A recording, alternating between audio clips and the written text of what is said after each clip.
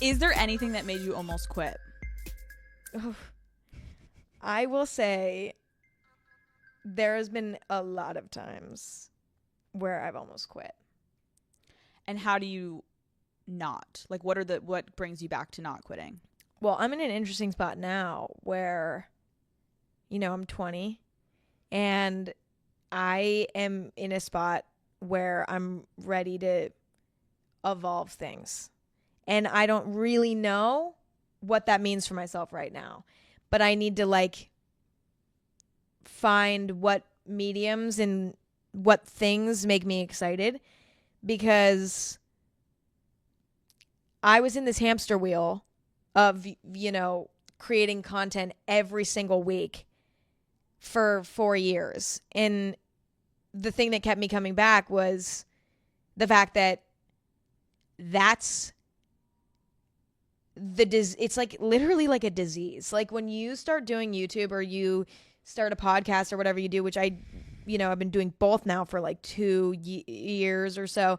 Like you're like, if I miss a week, I'm done. People are going to fucking forget. People won't care. And you like guilt trip yourself into pushing through even the roughest moments, because I burped. Because there's this stigma that like the second you take a break, you're out. But I'm done with that. I've taken a break for the past few months. I'm like, sorry, I'm done. Or 2 months or so, not that long. But I was like, I'm burnt out, so I'm going to take a fucking break. When we talk about going through this hamster wheel process, it's so hard to explain like a tangible feeling that it is. And like I talk about it in therapy all the time. Like I started this podcast kind of like when you started YouTube, and you didn't have anything in mind of like a start or end date. It was like, I'm just gonna start this, and then all of a sudden you wake up and you're like, I've been doing this for years. Yeah. And like, who am I without my podcast? Yeah. Who are you without YouTube? Who is Emma Chamberlain? And it's like there's no light at the end of the tunnel. And it's also not like the type of thing that you can ever stop thinking about. I've been thinking about YouTube for 4 years straight. There's not been a day or an hour that has gone by where something about it has not come into my head. And whether it's like, how do I want to evolve my videos? What am I going to film next? Like, what are people going to think of that video? Was that video shit? Like, same thing with my podcast. Was this episode, did I rant too much? Yeah. Did this episode, was this episode fucking annoying? Like, was I repeating myself too much? It's like, there's no end date. There's no room for a real break. There is, but you don't want to let yourself believe that, right? And there's no room for mistakes. There's no room for mistakes. There's no room. It just feels like, your boss is humanity in a way. Like your boss is literally just like public opinion, it feels like. And that's fucking weird. And it's so out of your control because the court of public opinion evolves. It ebbs, it flows. It's not like you're reporting to one person and like being like, here's my work for the week.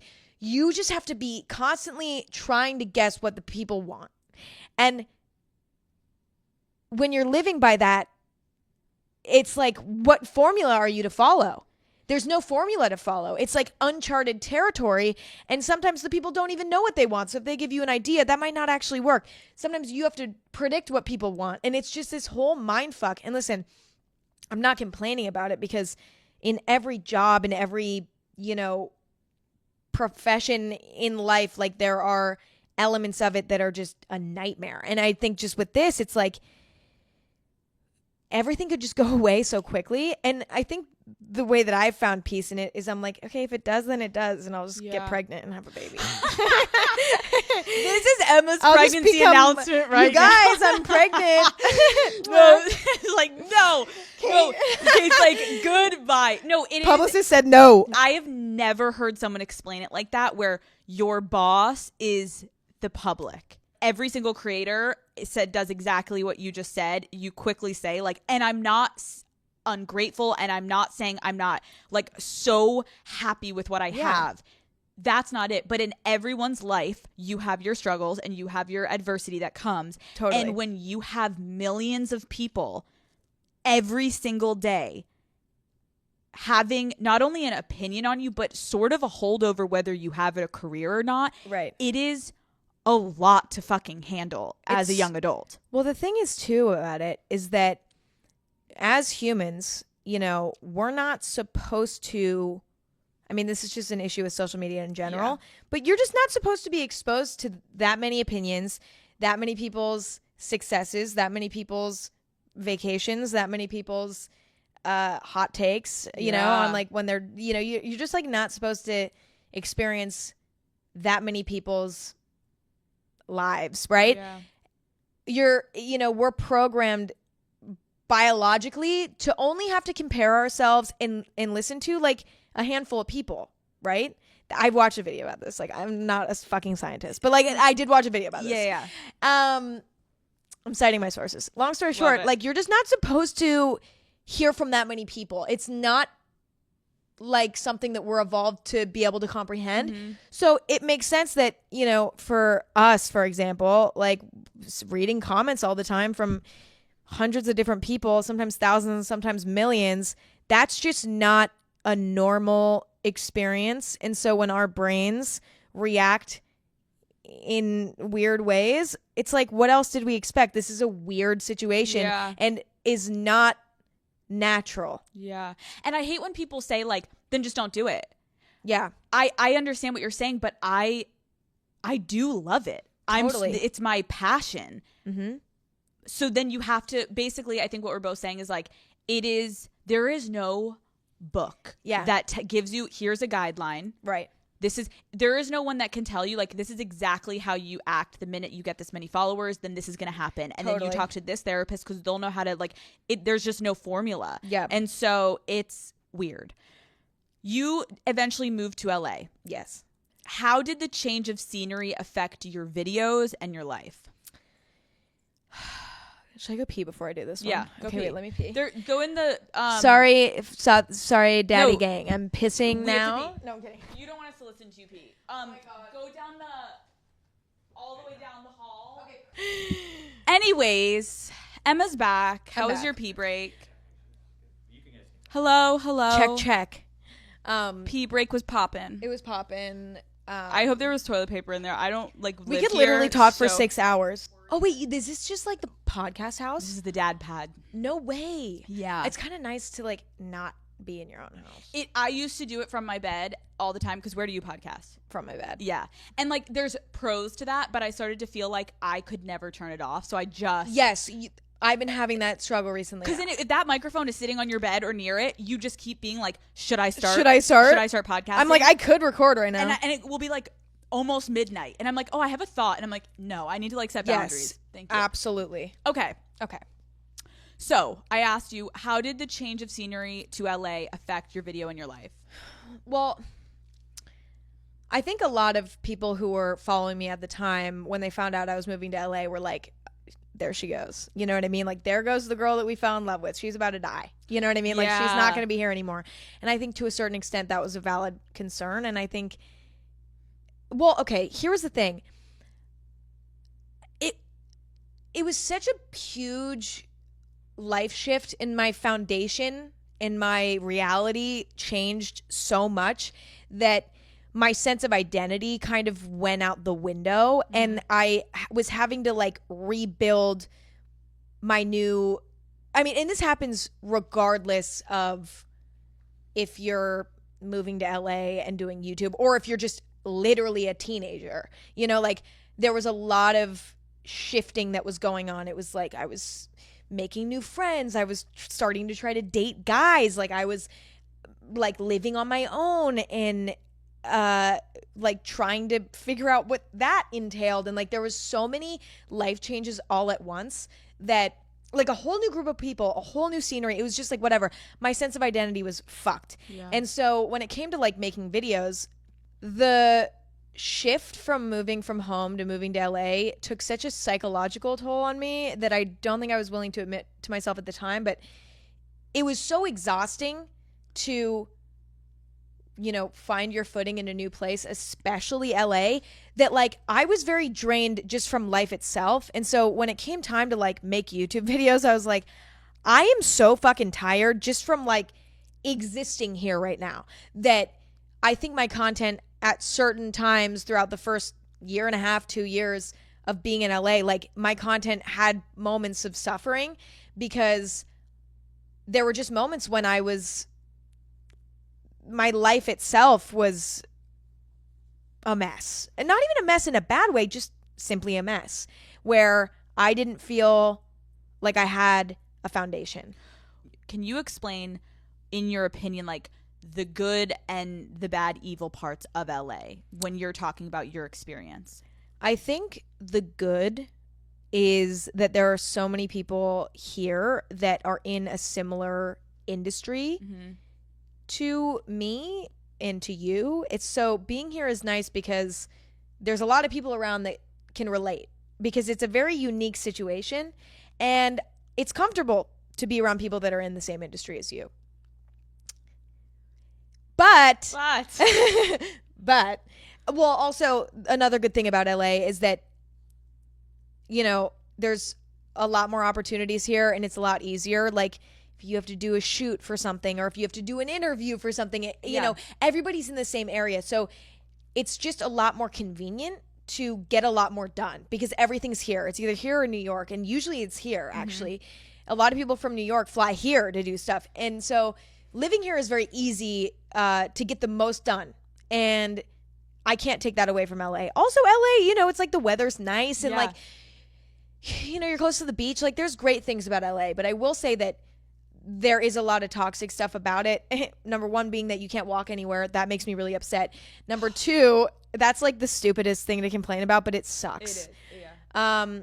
Number two, being around people that are in the same industry as you is also not always the best thing because there's a lot of competitiveness. There's a lot of trying to, you know, use you to get farther. And that's something I didn't anticipate. You know, it's great when you can find someone here who is in the same space as you that like just wants companionship, but that's actually more rare than you think. Yeah. So there's a lot of room to get fucked over when you're being friends with people in your industry. And that's something that I really struggled with and experienced. When you say that, can you elaborate a little bit on like when was and you know, obviously you're not naming names, but when was a moment that you realized like, I think I'm getting used right now? Oh my God. It's like been so many times. I mean, like and sometimes using is not always a bad thing. Like sometimes you can even find yourself being like, well, yeah, they're maybe using me, but I guess I'm kind of using them too, you know, like in certain types of collaborations, things like that. But I think that's kind of different because usually when it comes to like a collaboration of some sort, it's a mutual benefit. Sometimes it's not though. And in those moments you're like, okay, I'm not benefiting from this at all. This person's like profiting off of me in some way. And I don't feel, number one, like it's having a positive impact on me, and number two, like I don't think that they actually care about me. And so that's when it gets a little messy, is when it's not a mutual thing and you can tell that they actually don't even care about you at all. And you know, it's a part of it. Again, like it's a part of it. And so I, in retrospect, now that I'm far away from all people or all things that could ever put me in a spot where I would be used or would feel taken advantage of in some way, like now that I'm far away from those things and I can look back at those moments when I did feel that way and I was wrapped up in those things, I forgive because I understand that, you know, it's like we're all just trying to prove that we deserve to have dropped out of college or to have dropped out of high school or to have moved to LA. Like we're all just trying to make it happen. Right. And so if somebody thought that they could benefit from me in some way, yeah, that's not nice of them. But also I understand where their head was at and I'm able to forgive now. When you say you're able to forgive, so you've been burned by people. Call Her Daddy is brought to you by Batiste Dry Shampoo. You guys, I am always running from a meeting to a dinner to an event. And if I'm being honest, I definitely don't have time to wash my hair every day. Okay. If I'm lucky, I can maybe wash it like once a week. So I really rely on Batiste Light Dry Shampoo to get me through. This is Batiste lightest dry shampoo. It is soft, it is subtle, and it absorbs oil without weighing my hair down. Not only does my hair look clean, but it feels clean after just a few sprays. I am also super sensitive to smell, and Batiste Light has no overpowering fragrance. Plus, it absorbs right away without leaving that like grainy white residue behind. I brought Batiste with me to a girls trip last weekend, and I cannot tell you how many of my friends were like, Alex, can I borrow your dry shampoo again? The girls know I am always coming with multiple bottles of Batiste Light in my suitcase because when I'm on the go, I definitely need some help to keep my hair looking fresh. Batiste Light has been a complete game changer for me. So Daddy Gang, go buy Batiste Light Dry Shampoo online or in store at your nearest retailer. And like, again, so not saying so surface, but not going into actual detail. Like when you say burns, like, can you give an example? Like, was it someone asking you to be in a video? Was it someone asking to come in your videos? Was it someone, a brand deal? Like, what are you referring to?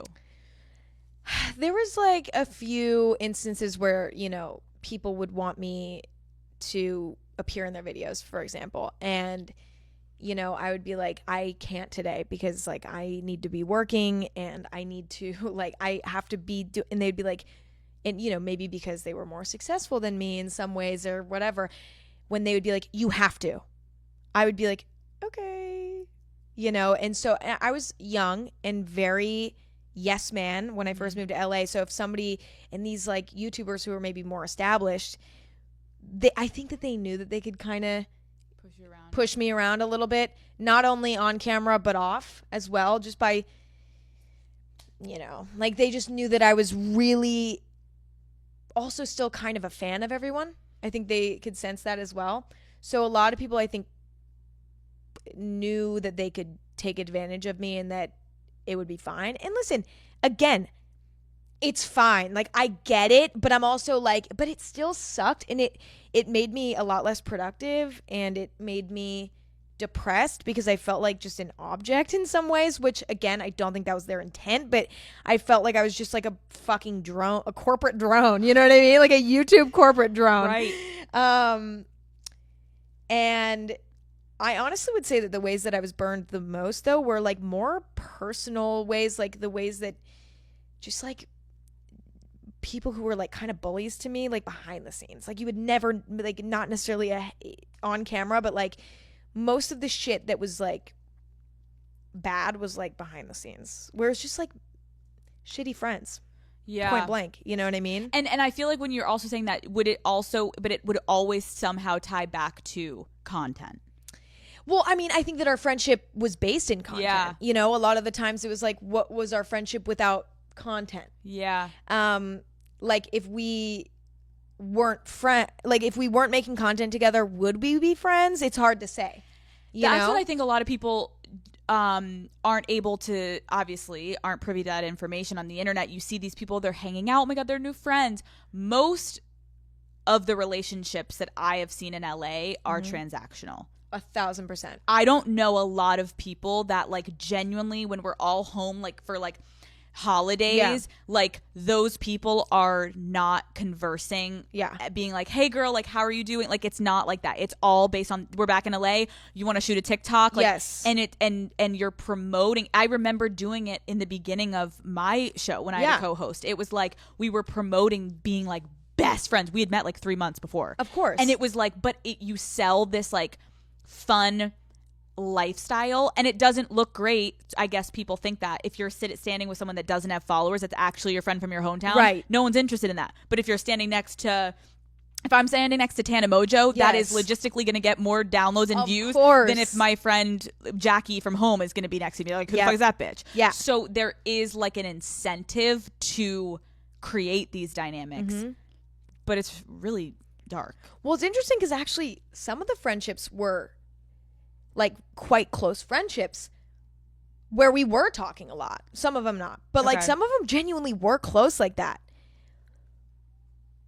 But the question still remains, would we be friends if we weren't making content together when we were together? Right. And it's like, that's kind of where it gets foggy, right? Because it's like, we were really close, but if we weren't making content together, like, would we be hanging out? Would we even care to check in on one another? You know what I mean? Where was the intent? When did those type of dynamics, when did you wake up and they stop?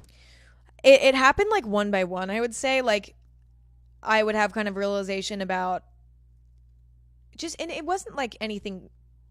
Some of them, there was like moments where it was like a blow up, where it was just like, fuck you, you know, like, this is just like not, like, you are using me, I can tell, fuck you. But then other moments, it was like, it was more just like a drift away, where I was like, you know what, how is our friendship off camera? And if the friendship was like not good, then I was like, you know what, I'm just gonna back away. And I've always been somebody where I'm like, I don't feel much sadness if a friendship's not like positive. I will be the first one to fucking cut it off. And just because, what's the point? You know, even if we're profiting off of our friendship, even if we're not, even if it's a private friendship, both, I will like walk away with no remorse if I feel like it's right. And so I kept that principle for all friendships, you know, throughout my teen years. Have you ever stayed in a friendship longer for fear of the public perception and the fallout? Yes. Like, I've definitely struggled to cut off public friendships a lot more. Public friendships have always been harder to kind of back away from, even if it was like what needed to happen for all parties, you know, like, it's definitely harder because you're like, God, like, you know, even if this ended civilly, or even if it fucking didn't, you know, I don't want someone else, the other party, to get in trouble by the court of public opinion for our friendship ending. Because even, let's say they did the worst shit. Let's say they were such an asshole to me. They're going to pay enough with their own conscience. Yeah. You know, I don't think it's necessary to have the world knowing about that too. What do you get anxiety about in general? Like, what are the main things that give you anxiety? I would say the main thing that gives me anxiety is is something happening where my character is portrayed incorrectly and it being believed, right? And me not feeling like I'm able to say, this is not me. Because I know, like, I don't care what anybody says, I'm not a fucking bad person. So, and I know that. And I know that because I have too much of a conscience. Like, the guilt I feel about everything. I can't do bad shit. Like, because my guilt and conscience is so strong that, like, I almost wish I had less of that, because I actually feel guilty about things that I don't need to feel guilty about. And it sucks, you know, like, but I know that I'm not a bad person. But I do sometimes fear that somebody will even spread a rumor about me that's not real. And that will become known as fact. And I know how things work on the internet, where it's like, people aren't digging into every single story that they see. So if, like, a bad story that comes out about me comes out, people see it, they're just going to take it as fact. And let's say a week later it's proven, oh, that's not true. Like, Emma didn't hit an old person in the street. Like, people are still going to remember the article that they saw where they said that I did. Yeah. And that's what freaks me out, is that, you know, I don't always feel like I'm able to defend myself, and I also don't always want to. Yeah. And I also can't go and diffuse every rumor about myself. I would be fucking, that's all I would ever do. Yeah. You know what I mean? If I went and addressed every fucking rumor or every fake blah, blah, blah, blah, blah about me, you know, that would be actually my full-time job. So, like, I can't do it. And so it's just like this process of trying to figure out, like, you know, like, I just feel so out of control of the public perception of me, because somebody could go and lie about me tomorrow. And you know what? The other thing is, I don't, like, let's say I did do something fucked up. Let's say I did push an old lady in the street. Let's say I was having a really bad day. Who knows? There's not a lot of room for having a bad day. There's not a lot of room for making a one-off mistake. And even if that's not something that reflects my character, how am I can apologize and say, this is not me, all I want. But everybody does that. And how do people even know that I'm being honest? You know, so it's like, it kind of feels like a witch hunt in a way. And I think that in some areas, like, yeah, criticism is necessary. Absolutely. But I think that sometimes, like, people love it. And so they want to feed the drama. And I don't want to be the butt of that. And listen, it's happened. You survive, but it just fucking sucks. And it sucks even more when it's not true or it's not a representation of you as a person. And people make blanket statements like, oh, we heard Emma did this one time. Emma is now evil all around. You know, there was like a rumor that I was a bully in high school. And I remember I was like, okay. And I saw like a girl from my high school made a TikTok that was fully not true. It was fully not true about like me saying some mean shit to her in class. Like made up this whole like fake story. I'm like, girl, we went to all girls school. We were like nerdy. Like nobody was bullying each other in high school. Is there a chance that I excluded somebody in high school? Is there a chance that I maybe made a snarky remark to someone in high school? Fuck yes, there is. There's a great chance that I probably did that sometimes. I woke up too early. I was in a bad fucking mood. Sure. But I never did anything evil. I know that for a fact. And do you know what? If I did, I'm sorry. I don't know. I don't remember. Do you fucking remember what you did in high school? No. Nobody fucking remembers. And we're also kids. It's like kids playing in a fucking knife drawer. We're all learning how to be good people. And you're gonna fuck up in that process. But it's the fact that, you know, my identity is in the hands of like everyone who's ever met me and everybody who's ever seen me do anything. And I don't have control over that. And the psychological damage is it is crazy. But also, I signed up for it. So yeah, here we are. You know what I mean? Most people listening to this podcast right now are the ones that you're referring to as your boss, my boss. Yeah. They're listening to this and they're going to make a decision. Yeah. Do we like Emma Chamberlain? Right. Does the Daddy Gang like Emma Chamberlain? And I'm sure it's okay if you guys don't. No. And I'm sure vice versa. There's going to be people that are like, why? There's people that don't like me. And they'll be like, why did Emma go on Alex's show? And it's like, people are unforgiving and ruthless on the internet. And not only that, they are excited when there's drama. Yeah. Like there have been episodes where people are like, I'm going to cancel you for having that person on your show. Yeah. But does it say more about me for having them on? Why are those episodes the most downloaded though? Of course. So that's actually you guys are listening. You course. are the ones ingesting it. You're clicking on it. I don't know. It's a scary industry a little bit to be in right now. I agree. And I think the other thing is that there's a difference between, you know, somebody doing something genuinely bad, right? And something genuinely bad and having an intent that's like, I actually like want to hurt people, you know, because that happens on the internet. You know, you see people fuck up and do things that genuinely directly harm people, and they actually had the intent of harming people, right? I never on my whole time on the internet have ever posted something with a negative intent, right? Now listen, if I do something that is perceived in a way where it's like, Emma, that's not right, and here's why, that's fine. I'm willing to like learn. I'm always open-minded, you know, and I think constructive criticism, there's nothing wrong with it. Yeah. This could have been perceived in a way that was offensive and hurtful. I totally get that. Then it's like, okay, we'll go from there, and thank you for letting me know. Let's move on. Like I didn't have that intent, but I totally understand where you're coming from. I'm so glad that, you know, you let me know. Yeah. I'm so happy to do better next time and to be more aware of how this could be perceived wrong.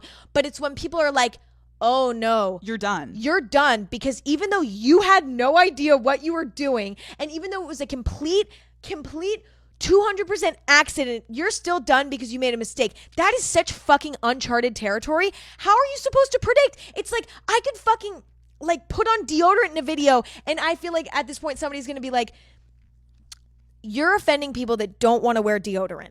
Like, no, literally. You know what I mean? It's like, I understand that like you have to, if somebody does something wrong, holding them accountable is fair, and in some actually places very good. I've learned so much from being on the internet. Same. And from people being like, hey, when you talk about this like this, that's not cool. And I've been like, damn, I would have never known that otherwise. Thank you.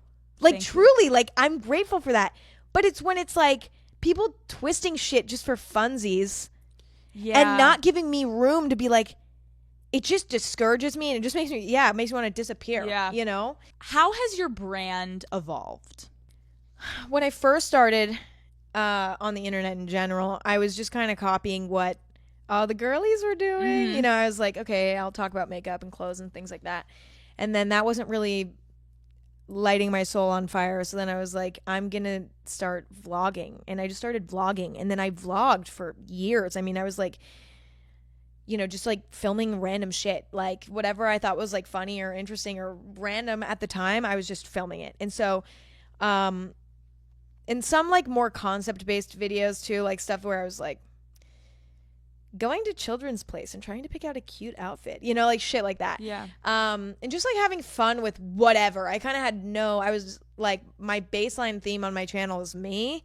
So like whatever happens, I'm just like the main theme of it, which I mean, what kind of like self-centered idiot 16-year-old do you have to be to think that that's gonna... I know, right? I'm like, damn. Like, it's about me? I'm like, it's about me? Okay, that's it. What's your channel about, babe? It's about me. Me. Tune in, bitches. Tune in. I promise you'll love it. No. Yeah. But really, that was it. And then I think within the past like year or so, I've been trying to kind of make my content a little bit more mature, because I'm more mature, you know? So like on my podcast, I've been talking about more serious topics, and on my YouTube, you know, the last few videos I made were very like more just like chill and toned down and just relaxed and like not super based on like a gimmicky kind of concept, like just kind of just me existing and doing whatever, and like editing the videos myself in a way that I felt was like calming and more mature to watch, I would say. Because I just don't think that like I want to be making, you know, I have to evolve the things that I'm putting out, or else they'll seem ingenuine. They have to evolve with me, or else it's like not gonna work. Call Her Daddy is brought to you by eBay. This is what you do when you have high standards and fancy all the fancy things,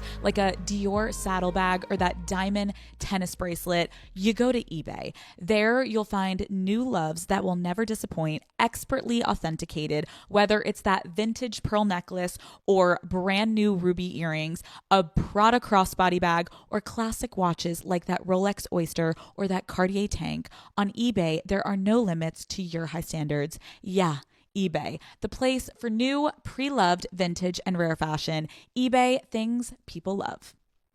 You mentioned kind of having an identity crisis. You have an entire life to live. How do you see this public persona that you created basically as a child evolving into adulthood? This is something I've been thinking about a lot, because I think that the last 4 years or whatever of me being on the internet, you know, when it came to my career, I was just in autopilot. I was just like pumping shit out, and it was coming from my heart still, but it was like I was just kind of like on go mode. So I wasn't thinking about anything too deeply, and I definitely wasn't thinking about my own personal identity when no one's around and I'm by myself and I look in the mirror. Who is that?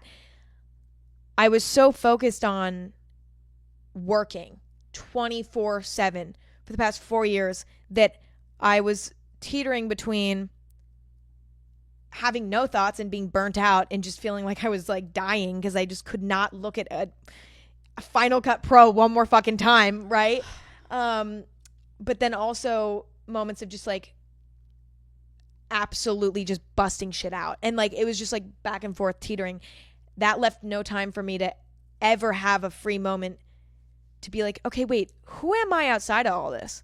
So for the past 4 years, you know, I've just been in this hamster wheel of working and working and working and working and working and, you know, kind of exploiting myself at times to just do as much as I possibly could.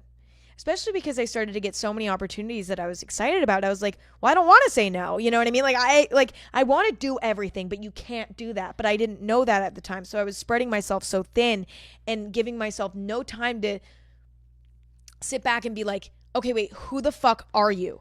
Who the fuck are you? And within the past, I would say, honestly, especially 2 or 3 months, I've been having a lot of like psychological struggles because I'm like, I'm now having to figure out, like, refine my identity after like shoving it away for the past 4 years, ignoring it and just putting that on the back burner. It's like now I'm left being like, I don't even know what fulfills me, what excites me, what, you know, makes me feel like I have purpose outside of my work. I don't know what it is because I've not let myself go there. I didn't have the time to go there.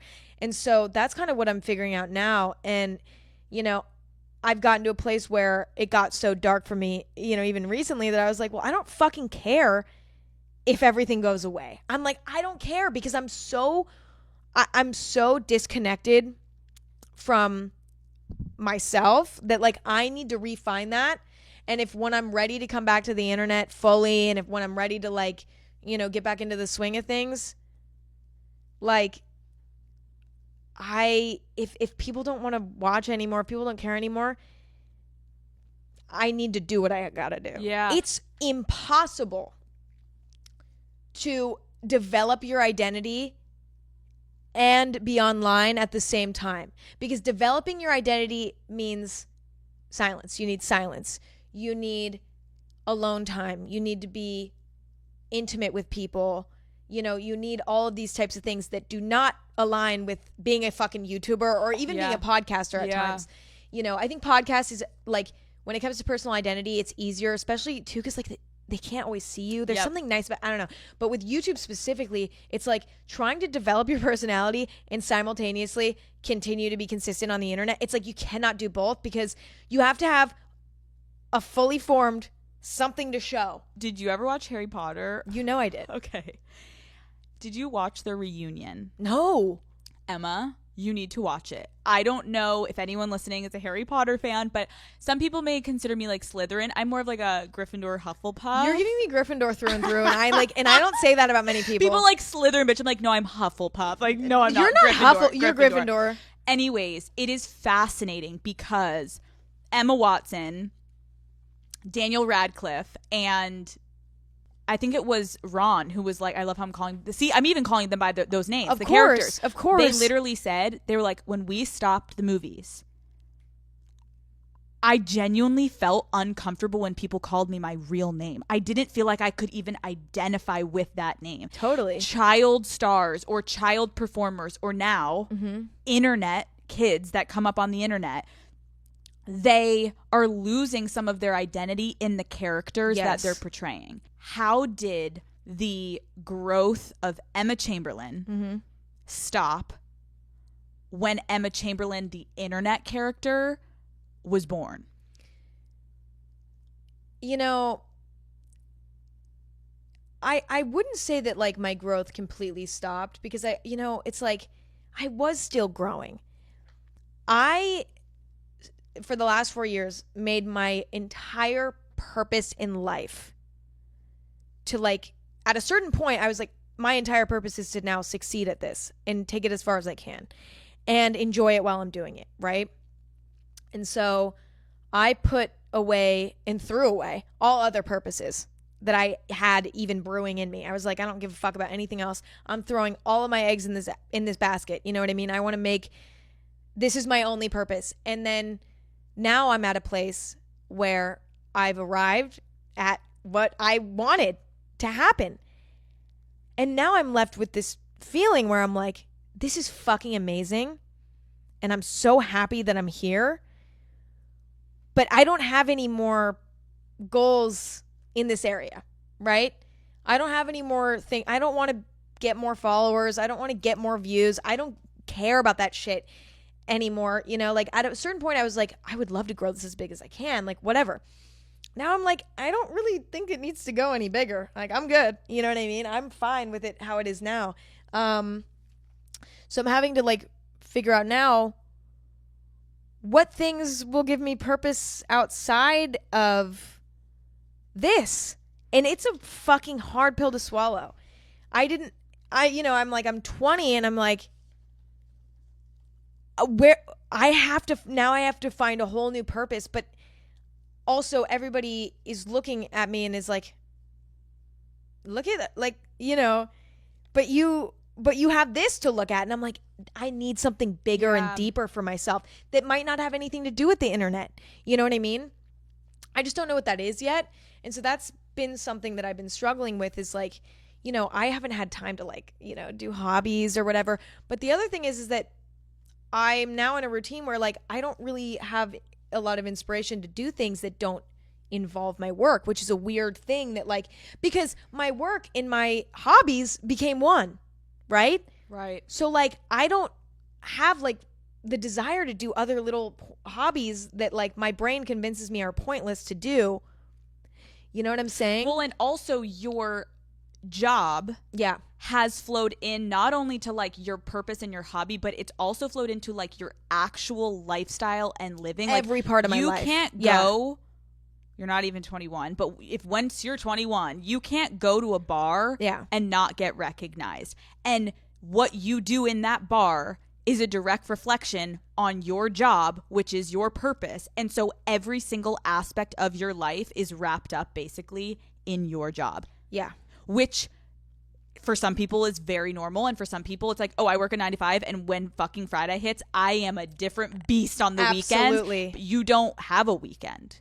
Yeah. It's honestly like everything in my life is melded into one, where it's like my job, my social life, or lack thereof most of the time because I'm too anxious. But like, every element of my life is all connected. I don't have a separation of things.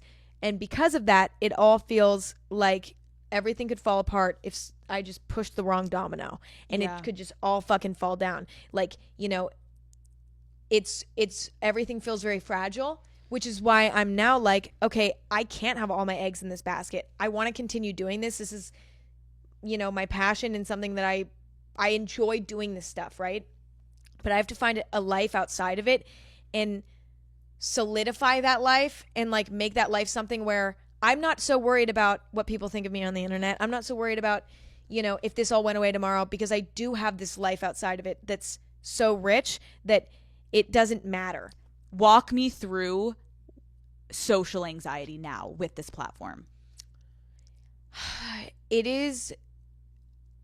I mean, of course, like I do love meeting people. I mean, I really do. And I am generally a social person, I would say. Like I don't really get social anxiety about talking to people. Like if somebody comes up, I mean, there's been moments when it's been like kind of overwhelming or something, just because it was like, I was late to something or blah, blah, blah. But I always, the actual interaction itself is always pleasant.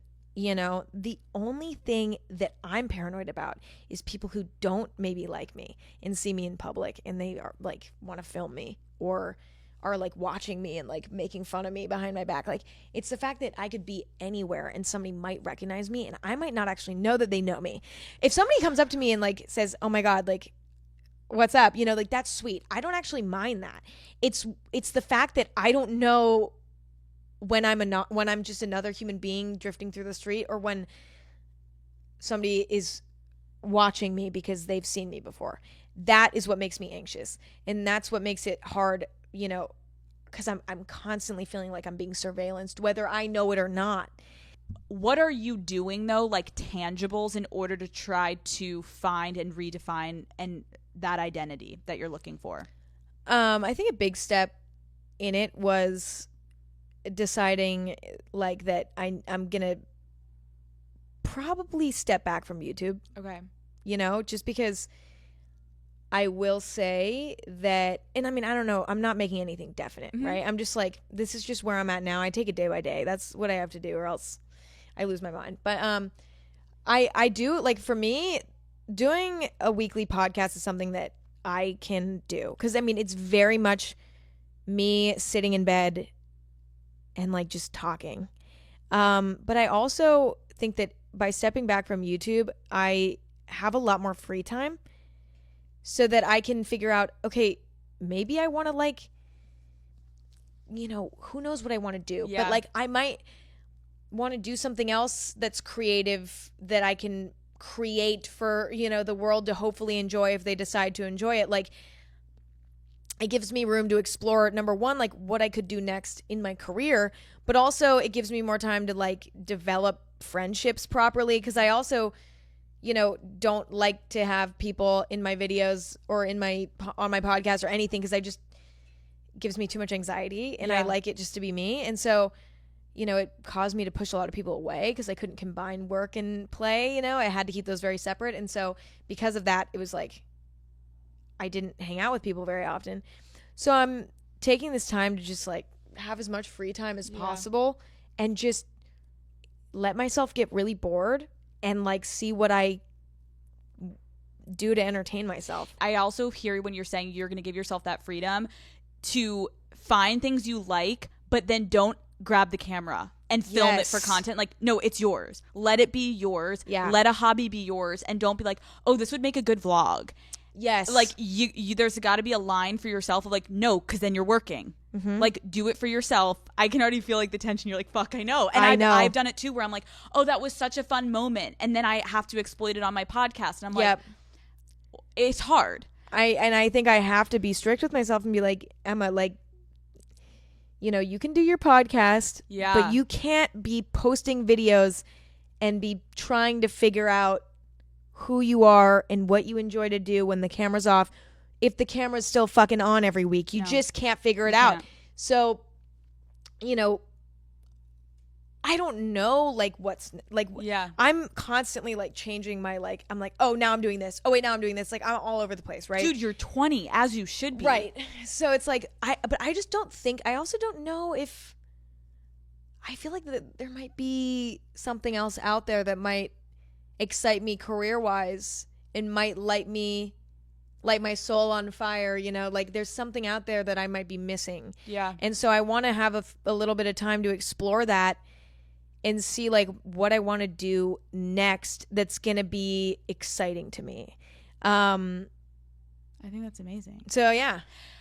In terms of growing up basically on the internet, mm-hmm. you have presented a very like PC brand, and no sex, no, like, we don't even know, like, has Emma Chamberlain ever had sex? Has she ever kissed a boy? Has she ever given, like, we don't know. Like, right.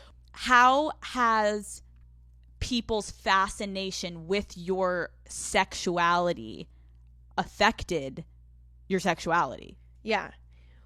It's really interesting because I struggled with my sexual identity growing up as well, because as I mentioned earlier, like I was just a late bloomer, and I just also wasn't like an ultra feminine girl, and I've never been like a super stereotypically feminine woman, but yet like I am a straight woman, like that's what I am. But like no one ever, like I've always gotten like shit for that, and people have, growing up too, like people being like, that's not true. And I'm like, you guys, like, why? And I mean, listen, like, I don't ever want to complain. Like, sexuality is such a tough and like intimate and emotion filled subject that like I don't want to complain about people like, questioning my sexuality, because I know it can be so much worse and so much more complex. So I don't want to sound like I'm complaining, but at the time I was like, people, like, I remember my ex-boyfriend was like, we were dating, and like one of his friends like was like, dude, like she doesn't actually like you. Like I don't think she actually likes you. Like I think she likes girls. Like I don't think she likes you.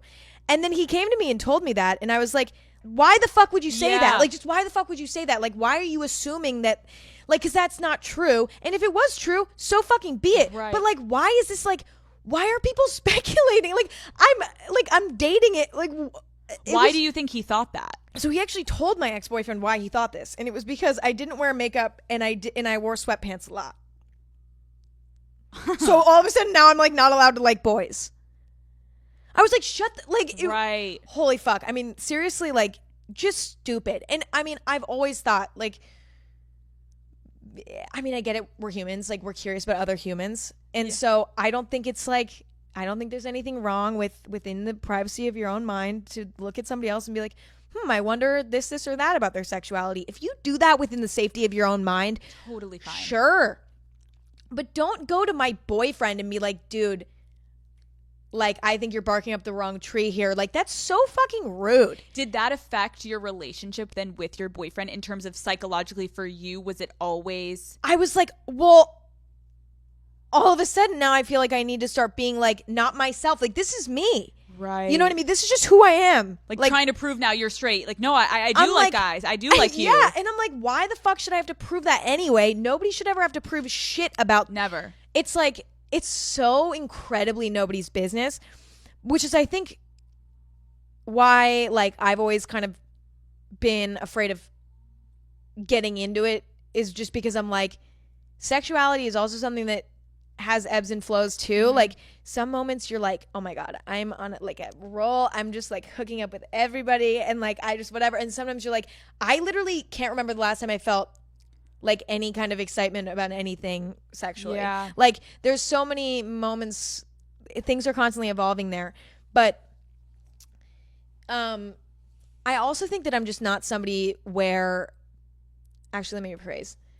Because I was a very late developer as a young person, and because I didn't get any attention from guys really for my appearance, I definitely like became used to getting attention from what I was talking about and like what I was and how I was behaving, and like that was what I started to lean into more, because I was like, well, I don't have boobies, so like nobody's looking at me for my boobies, so you know, I have to figure out some other way to get attention. And so that kind of became muscle memory, where I was like, well, now I just feel like nobody's ever looking at me and is like looking at me in a sexual way. Mm-hmm. So in order to like get attention, I just have to like utilize my personality and then hope that like through that somebody will be able to be attracted to me in a more sexual way, like if they maybe like me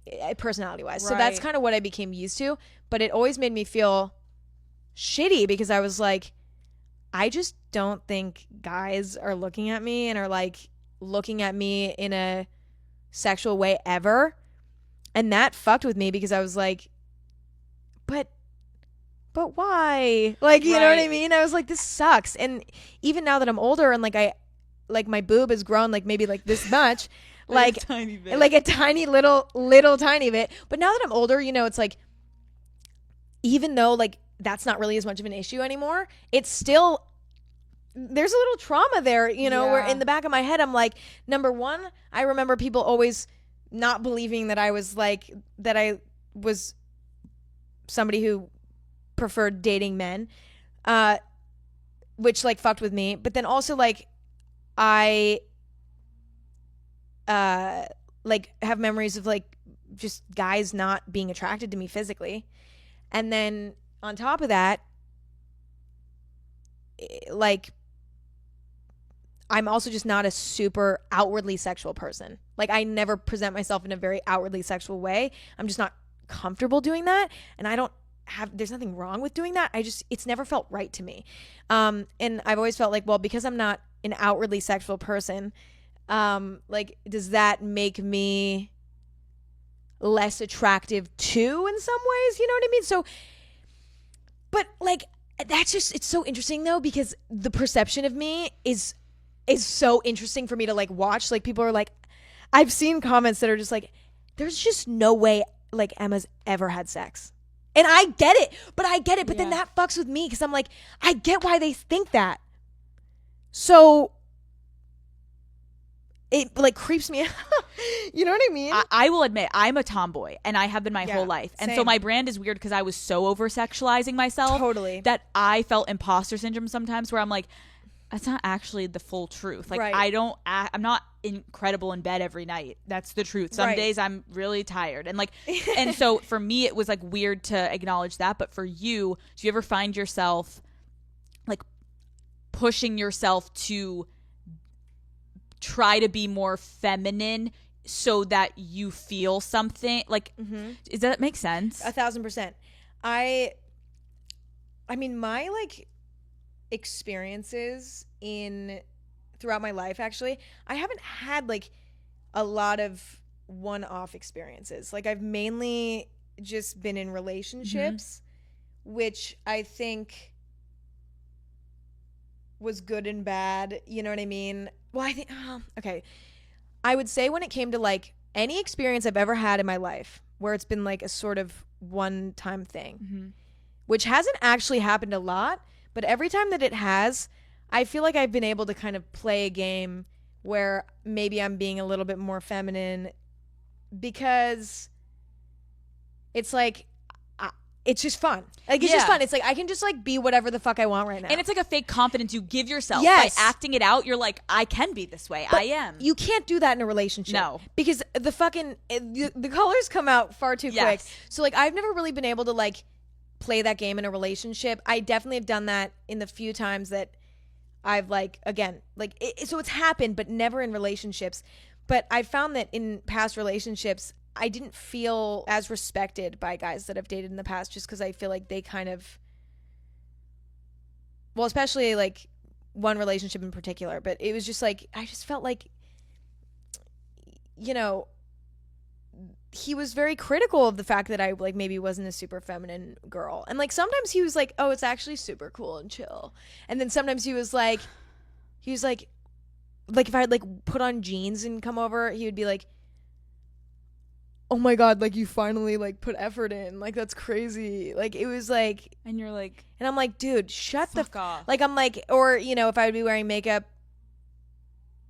or whatever, it would be like a big deal, and like it would be like, oh my God, you're wearing makeup, like whoa, you know what I mean? Or like, or like, you should wear heels tonight, and I'm like, what the fuck are you talking about? Like I'm like, no, like I felt like I wasn't enough. Yeah. In like the areas that I was feminine weren't enough, so I felt like, you know, there was an effort to like make me more feminine to fit what they wanted, which is like, again, it's like we were fucking kids. We were all my relationships happen, you know, at such young ages that it's like, of course there's going to be shit like that. Yeah. But I would say I'm fully comfortable now in like what areas I'm more feminine and what areas I'm more masculine, because I simply just getting into a relationship where my masculine and feminine traits are appreciated, but also like, you know, dating somebody who like just doesn't care about that shit and is just like enjoys people for like being a person like that. It's like, and less about like,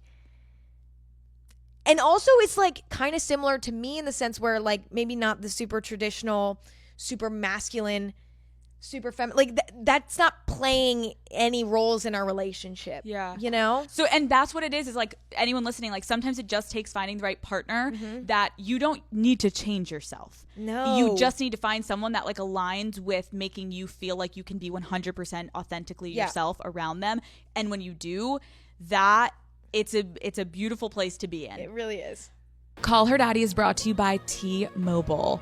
When it's time for a big, juicy gossip session with one of my friends, I need a reliable way to get all the tea. And by tea, I mean T-Mobile, okay? Having more 5G coverage means getting 5G signal more often. And as someone who is constantly on the go, it is so nice to have a reliable network that I can count on. Being a T-Mobile customer also means that I have access to a ton of perks like concert tickets, skipping lines at events, and free in-flight Wi-Fi so I can keep posting from the sky. That free in-flight Wi-Fi has been key lately because we're trying to find my best friend Lauren a man on every flight we take, and I have to keep the Daddy Gang updated live with our progress. T-Mobile also has VIP Club Magenta lounges that offer free drinks for T-Mobile customers, and you guys know I can't say no to a free dirty martini. So, Daddy Gang, kick your old carrier to the curb. It is time to block their number. Then go and hit up T-Mobile when you're ready to really be taken care of. Check out the VIP treatment at tmobile.com/benefits.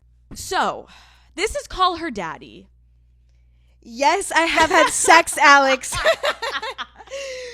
Can you tell me when you lost your virginity or no? Yeah.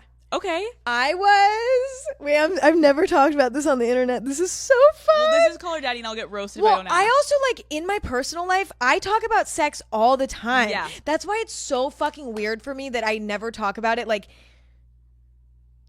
I'm not like, I talk about it all the time. So it's like not. And you're not saying in your show, you just mean in real life. Yeah, like in real life, I am like, I talk about it all the time. Dude, so when it's we weird had that I Zoomed don't. that time, you were talking about it with me. Yeah. I'm not saying like even just sex. She's not like Emma's not like a nympho. Like I have so much sex, you guys. Right. But like it I was surprised. I remember on that Zoom how naturally you discussed just like, oh yeah, like I loved that. Like I've listened to your show and I was like, oh shit, I had no fucking idea. Your brand is very specific and it's not that you're avoiding it. It's just, it's not talked about. Well, that's the thing. It's like if something's not talked about, then how are you supposed to like know where someone stands on a topic? And it's interesting because I just like, it's so bizarre to like talk about it, but it's also kind of fun. Okay, because I feel like I'm old enough now. Like I'm finally old enough where I get to talk about it. It was like the Disney Channel effect. It was like when Miley Cyrus was like, I have to go to such extreme and go like dance on a pole because like everyone sees me as a baby and I need them to not see me as that. Meanwhile, she was like probably like fucking smoking weed on set of Yes, Hannah Montana. yes. Like you know what I'm saying? Yeah. Like there's so many things that like the perceptions can pigeonhole you and then it does affect your identity. And so I can feel you being like, hey guys, like I'm 20. Yeah. I can say I've had sex before. Yeah. That's okay. Yeah. Even though your publicist may be like, don't say that. I don't think, but also like yeah. Okay, so. Oh, yeah. Oh. I was 17. Great age. It was actually a really not bad experience. Like it was with a guy that I was like seeing at the time that I was pretty comfortable with. And I mean, he was definitely like, you know, he had sex lots of times and I obviously hadn't, but he was like great. He like really like, I don't know, it was just like, it was one of the most jarring experiences for me though in my entire life, because it was one of those things where it was something I just like never believed was possible for myself, because I, you know, growing up I had these experiences of people like, you know, doubting my sexuality. You know, I even had moments where like I was kind of like, I don't even know if I like anyone. Like I went through phases where I was like, I feel nothing towards anyone. And like, I don't even know if like I'm ever going to like somebody enough to, you know, let them in like that. And I also was like, I don't feel like anybody wants to do this with me. You know, like nobody's ever looked at me in a sexual way before, at least to my face. So like, I don't think that this is possible. Yeah. And so when it was happening, I was like, oh, I was like, this is just like, feels like everything's like shifting in my life, you know, because I was like, damn, this is like a new chapter. And I felt I had weirdly like imposter syndrome with it, right? Because I was like, I don't feel like, I'm like, are you sure that you want to do this? I'm like, nobody's ever wanted to do this, so I don't know why you want to do this. And also I had a huge crush on this guy at the time, so like, you know, it was even more crazy for me. And in retrospect, I can look back and be like, no, like, I was being hard on myself, and I didn't need to be like that. But it hurt really bad. That's all, dude. No one should ever be like, my first time was incredible. Like, no, it was so awful. We didn't even have sex. Right. It's like a movement, and then you're like, all right, we did it, because it's like, one, no one has you're not gonna have an orgasm. Yeah, it's not gonna fit. You're not experienced. You don't know what you're supposed to be doing. You don't know what you're supposed to be feeling. It's almost like, let me just get through this. Not in like a creepy way. It's more just like no one's going to be relaxed and chill. It doesn't get fun until you're like older. Yes. And even like then, like, there's always more to learn. Always.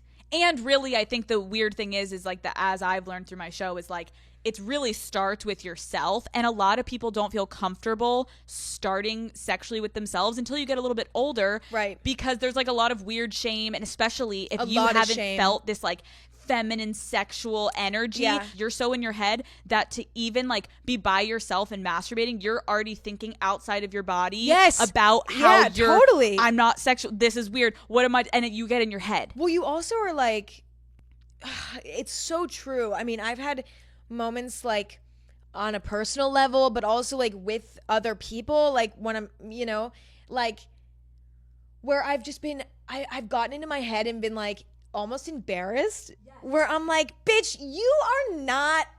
Stop, like, stop being like, like stop faking it, like you're on top and you're like, this doesn't feel genuine. I'm like, this is not, it feels like out of character. Yes. And it doesn't feel like it aligns with me. And like, and you that's want to why do it. I hate going on top.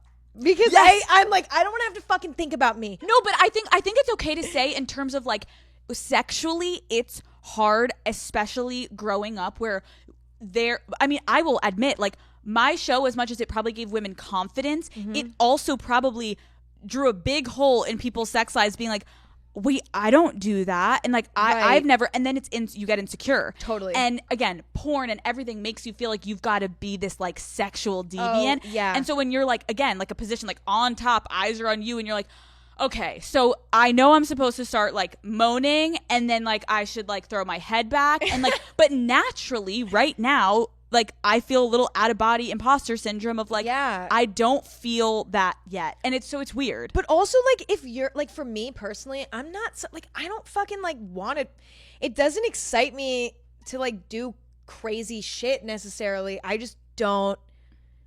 But it's like people are very judgmental about if you're like, it's not like I'm not a sexual person. There's definitely that side of me, but I also am like not a super sexual person. And like, there are times when I'm like, it doesn't need to be this like whole crazy thing. Like, it's just, it just is what it is. And like, I don't feel like I don't want to fucking perform. I don't want to, it just, and I think that the expectation to perform might actually end up being detrimental too at times, because you're like, it's all about like figuring out what the vibe is. And like, if you're just like, well, the vibe doesn't feel like making really loud sounds right now, but I'm just going to do it anyway because I saw it in porn yesterday. And then you get into that pattern. And then you're like, when can I stop? It's like kind of like, but then it takes away from the intimacy of it. Yes. You should just disappear and like not think. Yes. And like let it happen. Yeah. And that's it. You just have to get out of your own way. I will also say, I think what you're saying is the majority and the norm, but people publicly don't admit that. I know. And so it's like, let's just say it. Like, I will admit that I like will enjoy okay, I know you're gonna hate what I was just about to say, so I'm not gonna say it. Wait, but should I say it anyways? What? And then I'll cut it out. On Call Her Daddy, I will admit that I enjoy vanilla sex. I think that's okay. Like, you're not trying to like you're not boring sex. Like, you're not trying to like swing from the. I think that's totally fine. What's wrong with like fucking like a good missionary and then like one other positionary and then go to bed? What is wrong with Nothing. it? I don't need to fucking like literally do a helicopter background fucking fuck like flip all over. I don't want to do that. I No. also like feel like I mean, listen, okay, yeah. There's moments when you can be crazy. There's moments when you can be fun. I get it. That's like once in a blue moon. In reality, it doesn't need to be like that. And I think it's also like, I'm thinking about like the sex I was having at 20. Like, I'm excited for you because it's like at 20, I was faking things and I was performing and I knew like it was all a game to me because I was like, if I do this, then he'll be obsessed with me and then blah, blah, blah. And it was all, it kind of all corresponded to like a bigger goal of mine, not just like the immediate bedroom. But I do think as you get older and again as you get to know yourself sexually, you begin to like actually find things that you like, and then it's not even about vanilla sex. It's like what works for you can start to implement in the bedroom. And it's not like you're faking it, but you have to actually find those things by yourself. Okay, let's move on. Kate's like, what gives you the ick? I'm going to do some rapid fire, and then we're done. I know this is going so long. We need to go. I know. We could really go for 6 more hours. No, I know. And I actually will listen to it, but I like what you said because I think girls need to teach. I like that. I agree. Dude, I think that also like is really, it's like real, and it's not like jarring. I thought you were going to say something crazier. Then I was like, oh, that's a good answer. Emma loves anal. I'm kidding. That's the promo of it. Okay, I'm going to go rapid fire, and then we're done. I'm ready. What gives you the ick? With guys or in general? Oh, both. Okay, with guys, I get the ick when just like any kind of like cockiness and bragging and like trying to like signal that they're like successful. To me, this is not rapid fire with me. Nothing will ever be rapid fire with me. I'm so sorry. It's okay. Being cocky, and honestly, when people like just have bad taste in like clothing and fashion. I feel not that I know what insecure I'm doing. around Emma right now. Stop. With my outfit. I'm like, I'm not saying like there's like a certain like, but they're like braggy about it. So like, got it. Being cocky about like having bad taste. That's really icky to me. It makes me have the ick every time. Is that you? That's not you. You're always hot. You always Kate. look like good. You're not allowed So to play anyone this wondering game. who we're talking to, it's our mutual publicist on the right side who's been crying this entire and who's interview. also so gorgeous so gorgeous, and dresses so perfect. like the hottest. She's a full sweat outfit on with heels. Like but nobody's it's not what you cooler would than think. her. Yeah, they're like flared sweatpants. No, she genuinely is slaying, and nobody can tell me different. Anyways, okay. Have you ever been cheated on? You know, But, Emma, you're like, it can never be short. It's it like, can yes never or no. be short. Not technically, but like I've been in situations where it was maybe not right for Okay. people to be going out, and they did. Fair. You know? Have you ever cheated on someone? No. What is the longest relationship you've ever been in? A year and like 10 months. Is that the one you're in right now? I will not say. Okay, fine. Better question after that. Do you own a vibrator? Yes. I have one downstairs. It's in a box. I got one when I was like 17. That's amazing. I know. Who told you to get it? You just got it yourself? It was somebody I was talking to at the time. Okay. What is the most hurtful thing someone has done to you in a relationship? I would say like just like not be supportive of like things that I was doing, like simple things, like work stuff, what I decided to order on a menu, like just like being in a relationship where somebody was constantly disapproving of every little thing I was doing and like being genuinely mean about it. Good answer. How is the relationship you're in now different from previous experiences with partners? It's, I mean, everything about it. I mean, obviously being like best friends with your significant other is the best fucking thing ever. And I don't think that that's ever been true prior. Also, like just the most like incredible. I can't even, it's just like, it's almost like when you're in a good relationship, it's like you found somebody that's like a missing piece. Yeah. And like they just have all the things that you wish you had, and you learn from them and they learn from you, and they treat you with respect, and there's a mutual respect, and it's like all these things, and it's like also your best friend, and then it all comes together and you're like, I don't have any complaints, and I don't know how that's possible, you know? Could you share, what do you argue about in this relationship? Not a lot. We don't argue. Can I ask you how you guys met? Through the internet. Why do you think fans have become so invested with gaining access and insight into your dating life? I think that, like, even for me, like, as a consumer of the internet, like, things are interesting when there's mystery around them. And because I don't ever confirm or deny anything, that's why I think it's so interesting. It's almost like if I were to share it, it would become possibly less interesting. But the problem is that I want to protect the people that I'm dating, or the people that I'm like even just lightly talking to, or the people that I'm hooking up with, like whoever it is at whatever given moment, like even at whatever stage it's at. I want to give them complete privacy, and I don't want my life to like affect them. Are you frustrated when you do see, like, if like God forbid like a paparazzi thing comes out of you, like how does that make you feel? I mean, for me personally, I'm like, I don't care. Like, Right. I mean, it's more like I'm concerned about how it affects them. And I don't ever want to like lose an opportunity to like have a good connection with somebody because my lifestyle creates them stress. Right. And that's something I've like worried about in like relationships that I've been in that have been positive. I'm like, I just like am scared that this is going to get out because I don't want them to feel violated and like they didn't sign up for this, like you know what I mean? And so that's why I keep it private. But also if things come out or things are speculated about, most of the time people that I've been with or people that I haven't been with where it's been speculation and they're like, this is silly, right? Yeah. But I just decided to talk about none of it. Because I'm like, if it's true or it's not, it doesn't fucking matter. Because if I chime in about stuff when it's not true, then that means everything I don't chime in about.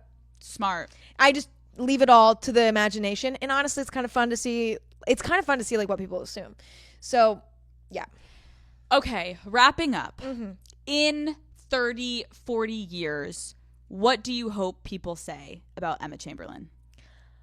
I would hope that people would say that in one way or another, like something that I said, something that I shared made them feel inspired or made them feel comforted in some way. Like that's my main goal is I want people to feel comfortable and heard by listening to me, but also kind of like safe in a way too.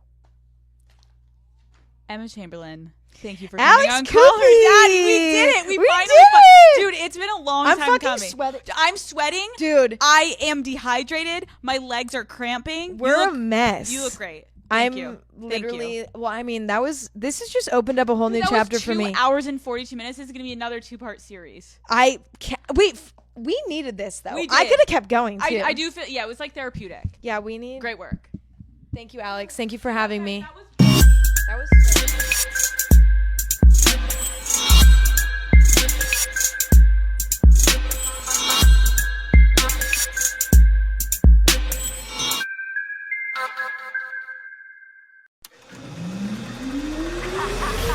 What is up, Daddy Gang? It is your founding father, Alex Cooper, with Call Her Daddy. Leah, welcome to Call Her Daddy. What's up, Daddy? No, we're already up to no good. We haven't even fucking started. On brand. Okay, first of all, you're a Leo. Fuck yeah. I'm a Leo. Should we just end the podcast here before the world burns? Leah and I have already been basically podcasting downstairs, and we were like, we Yes. need to shut the fuck up and we need to get upstairs. We were basically saying, do you think you cannot date your own sign? You know, me personally, I don't think I can date my own sign. Now, does that speak for anyone else? Maybe they have better experiences. Me personally, a Leo man like ruined my life for like 5 years. 5 years? I think I'd like to steer clear of that. But Wait, 5 years? yeah, I was getting embarrassed worse than Rob did me for 5 years. You are literally the most loved person on the internet right now. Is any of this like registering? No, I haven't even been in LA for 24 hours, but I'm with the best person I could be with. Okay, to be fair, I need to just fucking say this. Rob was fabulous. But everyone's like fucking roasting me in the comments like, why aren't you having Leah? First of all, Rob got eliminated first. He got on the plane immediately and came here. They and wanted me on here?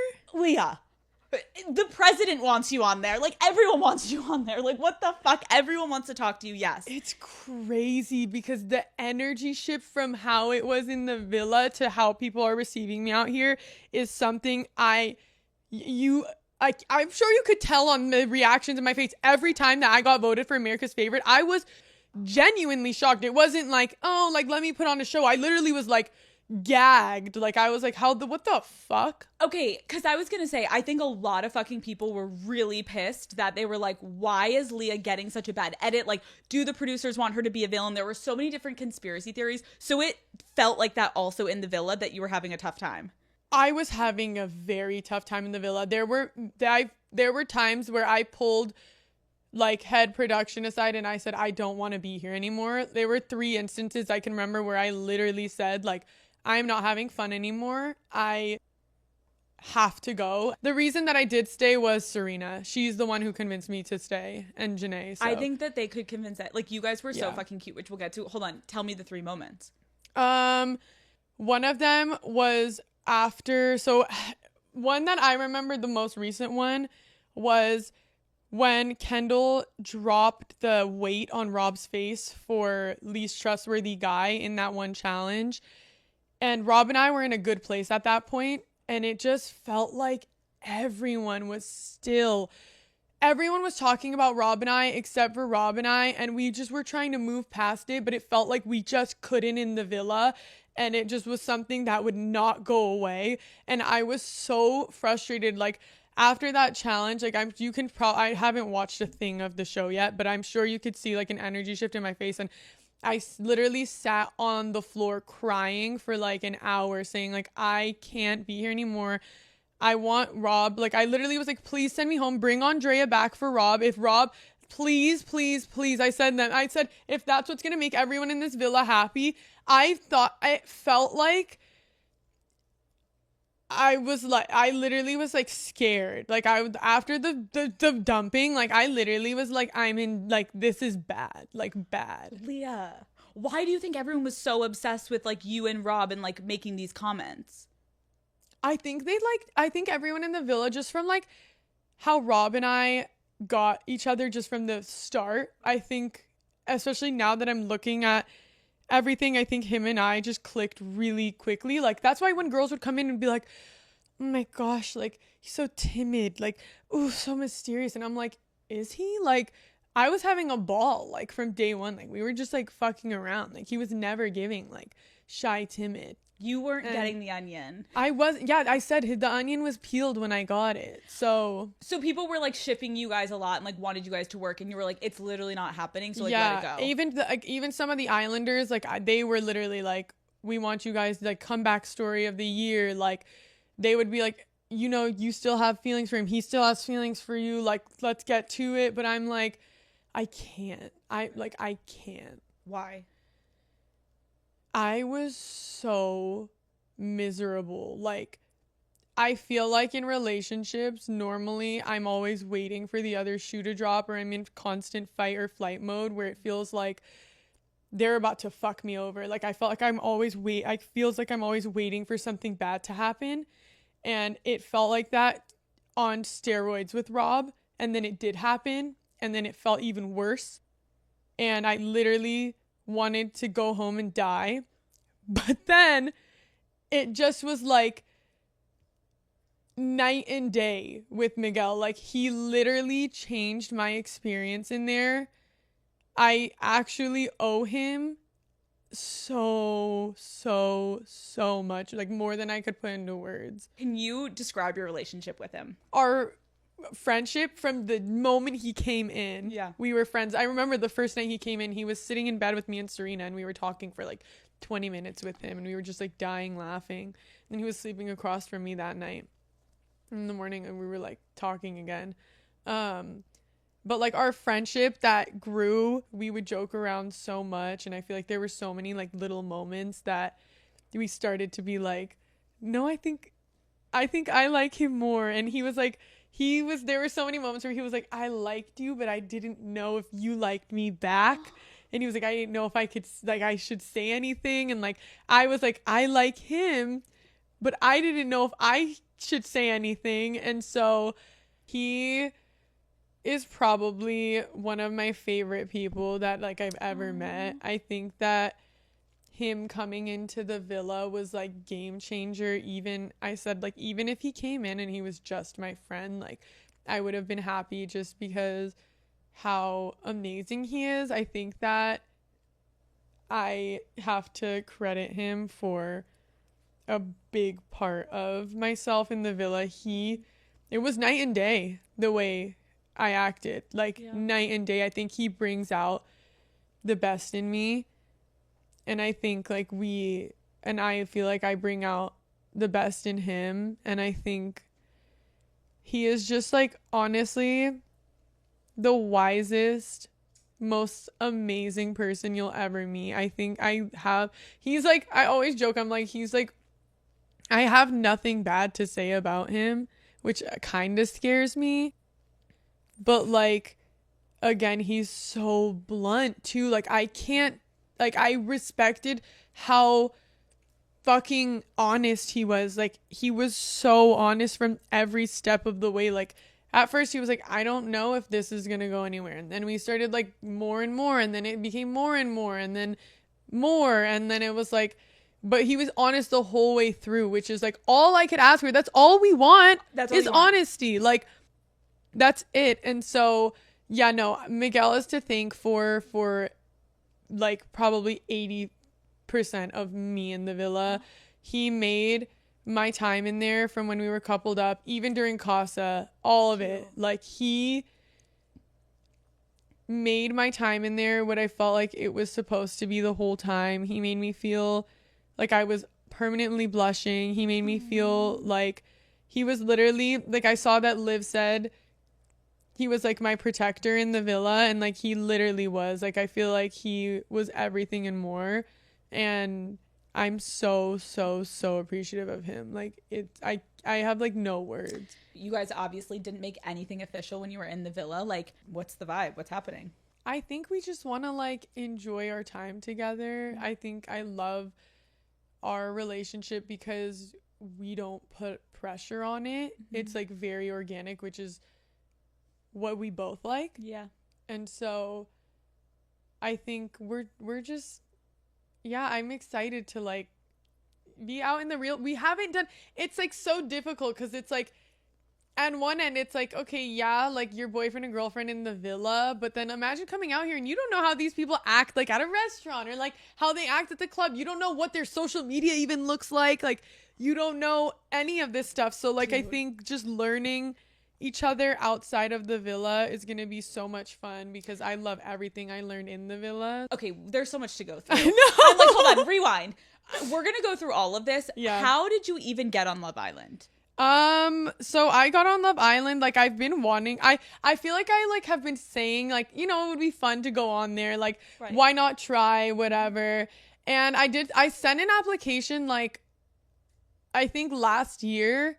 And then I remember this year I got a text from one of the casting people and they were like, hey, like, would you be, or it was maybe Instagram or text or something that they were like, hey, like, we want to talk to you. Can you fill out the application again? And like, they were like, you know, whatever. And then from there, like, we had a video call, and then from there it was literally ball was fully rolling. When you saw you have over 1 million followers. Oh my God. I was shocked.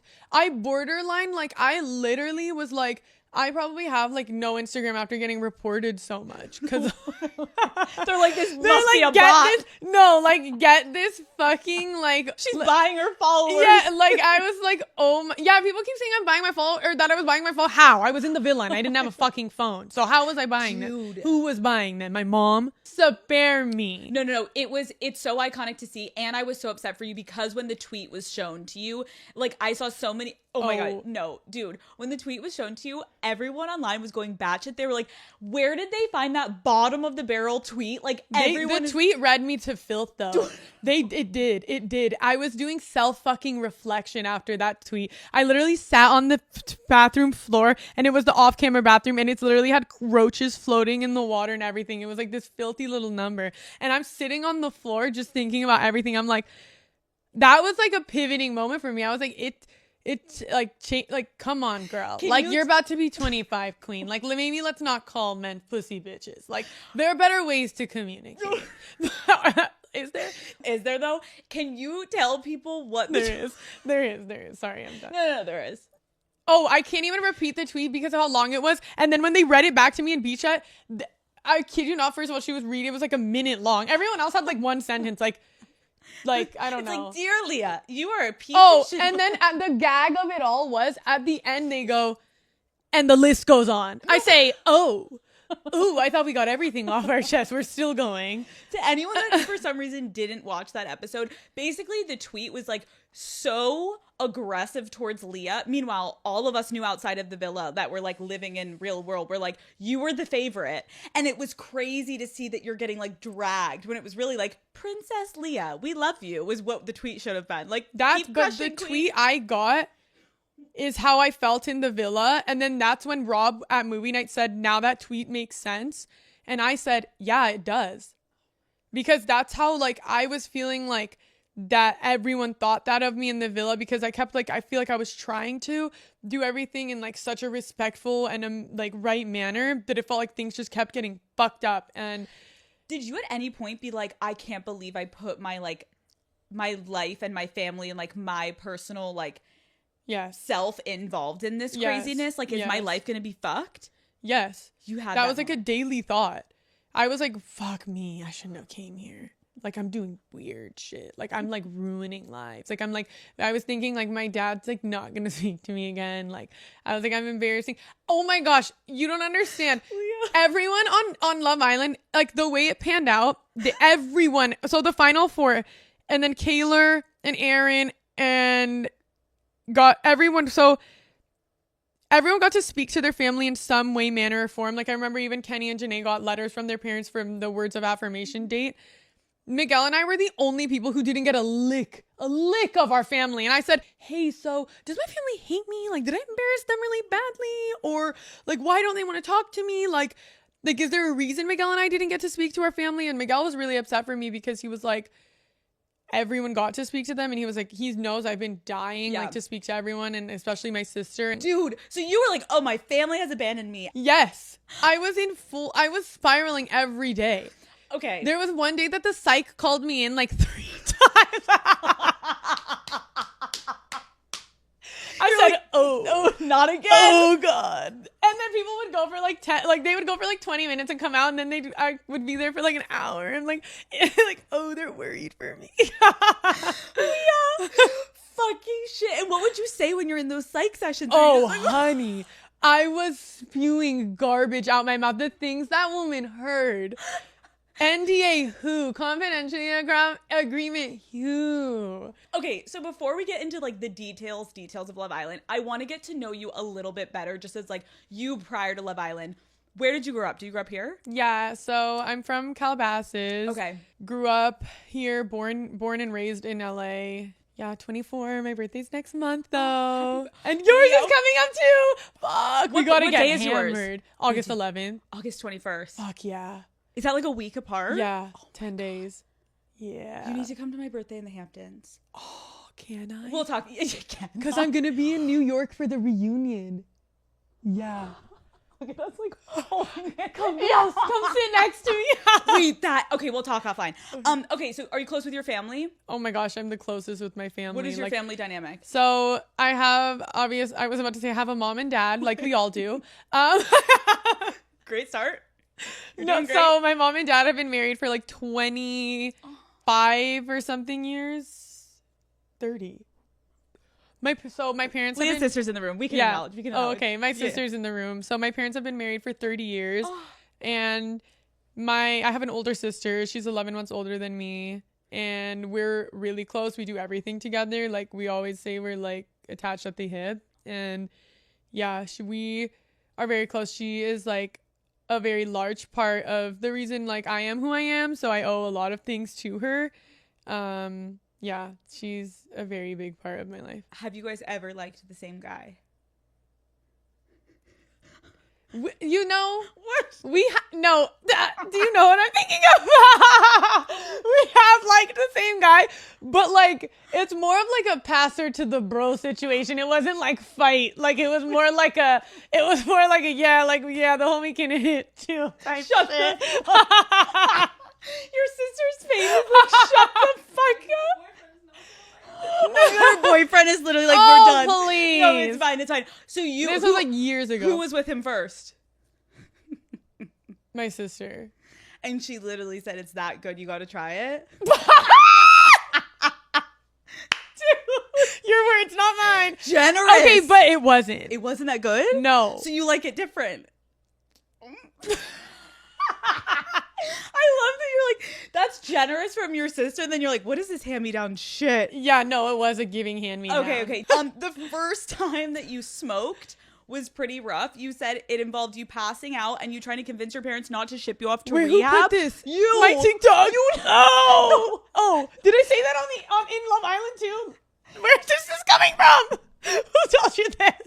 Leah, you told it on the internet. You put on your TikTok. Okay, yeah. Not okay. you saying, who said that? Okay, because I was telling Miguel a story about this one time I took edibles, which is a really good one. Okay, go ahead. At my family, we had, it was during COVID too. So this was like our first, like it was like our first time that we were allowed to go out into restaurants. This was like a big thing. Okay. I remember this. Yeah. And like this was like a big deal, like Huge. leaving the house, like it was like crazy. Whoa.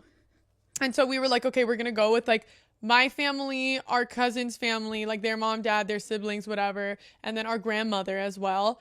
And so my cousin and I, and she's like a smoker, like she be like bongs and all. Okay.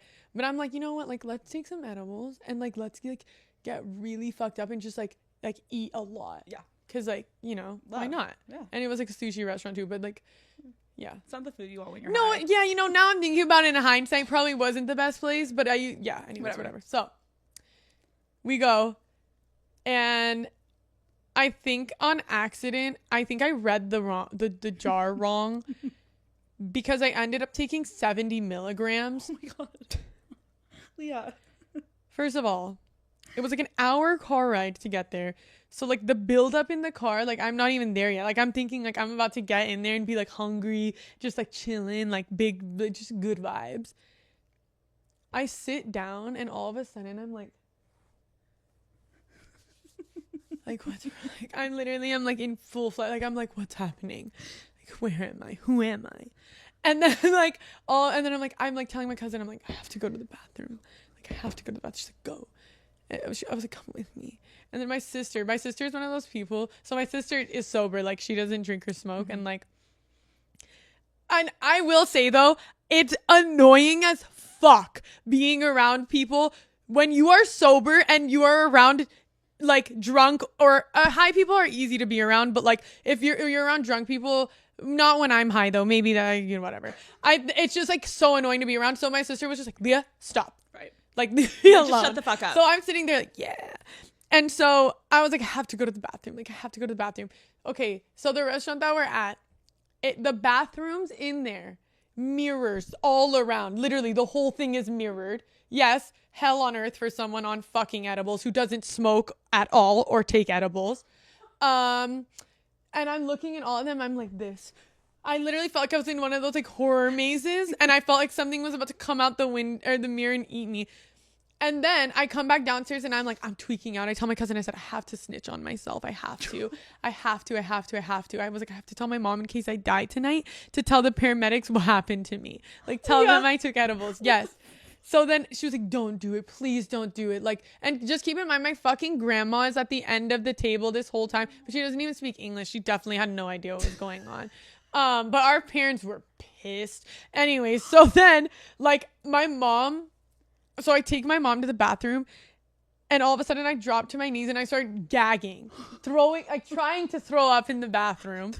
But I wasn't throwing the drama. Like, and I was my hair. Yes, my mom was holding my hair back. She's like, get up. She was like, get up. This is a public restroom. That you're on the floor. She's screaming at me. I'm like, fuck. But I'm not there. I don't give a fuck. It's a public. I'm not even thinking I'm on the floor. I could have been literally on someone's shit, and I probably would have been in the same place because of how tweaking out I felt. But like I just shot up heroin, and then I was about to say something bad. Something crazy was about to come out of my mouth. And then so I'm sitting down there. And then I'm like telling my mom, I was like, I took edibles, and if I die tonight, tell the paramedics what I took so they can try and revive me. And my mom was like, you can't die from edibles. She's like, get up. She like grabbed me by my arm, and she was like, you're going to go downstairs. You're going to eat food. You're going to drink water, and we're going to leave. And she said, I am never taking you out to dinner again. She was like, you come out once this whole time. The first time we're let out and you do this. And I was like, that shit went. That sobered me up. I said, good morning. I sat down at that table. I didn't open my fucking mouth. Did I eat nothing? I didn't eat shit. I just sat there mute until we went home. Yeah. So that was crazy. Just a little. Just a fucking little. Wait, and that wasn't the time that your parents almost threatened you to go to rehab because you smoked once? That was a whole different one. That was like pussy shit. I smoked one joint. I ended face down on the rug. My dad walked into my apartment, seen me on the floor, and then he saw a smoking joint on the side, and he was like, what is this? And then there's pictures of it. I'll dig them out. It's me on the floor in front of the toilet. I don't know why, like, my first thing is to like throw up, but like my mom was like, it's not gonna come out of your system, it's in your bloodstream. And so I was like, and my dad was like, my parents were literally on the phone with each other saying like, we're worried. Like, she has to go to rehab. That was like the first time I ever smoked in my life too. I was like, rehab? It's one little baby. Rehab. I said, y'all killing me with this shit, man. That is some LA shit. They're like, oh, they're hitting it too hard. You're like, I've literally smoked once. Bro, it Calm was the fuck crazy. down. Okay, I feel like when you're from LA, you kind of just like know people in the industry or whatever. Did you have anyone in your family that was in this industry, or were you the first person to like go on TV? Yeah, no, I'm the first person in this industry. My parents are not. My mom is a microbiologist. She like is not involved in any like Smart. social media sorts. Like my parents don't have or like they don't. My dad doesn't have Instagram. Like, and I'm sure he does now, but he's trying to have his big one. Your dad starts influencing. Can you imagine? What's his name? What's his name? Afshin. Afshin, stop. Afshin. Just relax. Afshin, relax. You've done enough. No. What does he do for a living? He's a CFO. Oh. For like a hospitality company for like hotels, like they do Fun. restaurants, stuff So like that. when you went to your parents and your family and you were like, I'm going on Love Island, what was their reaction? For a while I had only told my sister. Okay. I was nervous to see how my parents were going to react, just because Persians hold like their children to like a very high standard of like, oh my gosh, we always make a joke like you need, like Persians say like you need to either become like a doctor or a lawyer or like something of that. And I'm still in school right now as well, so I think my parents were just I was worried of their reaction. Yeah. Not that I would stop school or anything of like that, but I just felt like my mom, I don't know, like I think our mom is just not. My parents were born in Iran and they moved here when they were like 20. They didn't even speak English when they got here. My mom worked at McDonald's. My dad washed dishes, and they've done fucking amazing for themselves. They're like such an inspiration to me. So I feel like I was a bit nervous to tell them, but my main goal, like I want to make them proud, and like I hope I did make them proud. I know they are really proud of everything like I've done, and they were proud of how I carried myself, even in moments I felt like maybe I could have done better. So, you know, when you see something blowing up on your socials, like a new makeup trend or a beauty tutorial, of course you want to try it yourself. That's when you head to Sephora. They have got the hottest names in beauty you can't miss. Brands like Laneige, K18, Rare Beauty, the ones that everyone is talking about. You guys know Sephora is where it's at. Every single, I would say, month, I have a huge trip that I do to Sephora, whether it's online or in store, and I go ham. I get myself stocked up. I get new things. I get my go-tos. It is just a place where you feel happy and you feel good. So Daddy Gang, the next big thing is only at Sephora. Shop now at Sephora.com. You said that you have had a lot of guys that your family has not approved of in the past. Can you describe their least favorite boyfriend of yours? Yeah, they would have literal interventions with me to get me to stop talking to him. No. For good reason, though. Now when I look back at it, but I was young. I was 18 when we met. So Okay. He got me in a good spot. My brain was super moldable, and he molded the fuck out of it.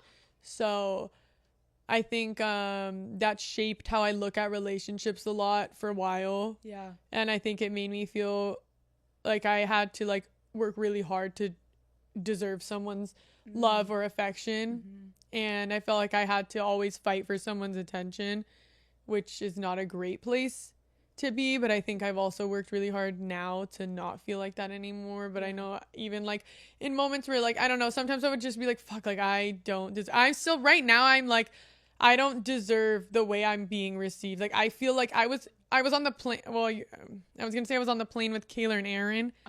We were sitting in the same row together, and I was like crying to Kayla saying like, I don't deserve this. Have you seen what's online? I have. You want to hear what was so funny? Yeah. They picked me up from my hotel room, and we were on like one of the golf carts, and they were about to drop us off to the van at the front of the hotel to take me to the airport. And then they were like, oh, Aaron and Kayla are going to be coming with you in the van to the flight. And I was like, yay. I was really excited to see them. I was like, oh my gosh, I haven't seen them in like days. I've been wanting to talk to them so bad. And especially because I thought that they were gonna like, I literally was telling Kayla and Aaron when they were standing next to Miguel, and I was like, it's you guys, like it's you guys, because I was like, and even to Nicole I was like, me and Miguel are about to go get fucked up at the Hilton. Like I was like doing like hand signs, like anyways, so I'm like sitting there and I'm like going through my phone, and I had just gotten my phone probably like 10 minutes prior, and like it's like ding ding ding ding ding ding, and they keep getting like, have you seen this, have you seen this, have you seen this, and I'm like, seen what? And they say, Kayla and Aaron are coming with you to the airport. And I like look at my phone, and then I seen that it said like Kayla said that no, what was it? What did it say? It was basically Kayla was on a phone call Oh with yeah, someone her friend. Yeah, in the background. Aaron was filming himself, for anyone that doesn't know. Aaron was filming himself making a Instagram video. Yeah. And Kayla's in the background on the phone with someone, and it sounds like someone on the phone says to her, Leah's not going to be irrelevant in X amount of months. Right. So you see this when you're in the car, when they're walking up. Bro, I saw it on the golf cart when they were about to get, like, literally, yeah, like right when I was going to see him. The timing was hilarious. What did you do? I honestly, like, I wasn't, like, pressed about it. Like, I really wasn't. I was like, like, fair enough. Like, maybe I will be, maybe I won't. But, like, at the same time, it's like, I saw Kayla, like, so the golf cart drops me off to the van, and Aaron and Kayla jump out, and they were like, Leah, like, holy fuck, like, it's so good to see you. And I'm like hugging them. Aaron was so excited, he literally like dropped his phone and broke it. Oh my God. Yeah, I was so excited to see them.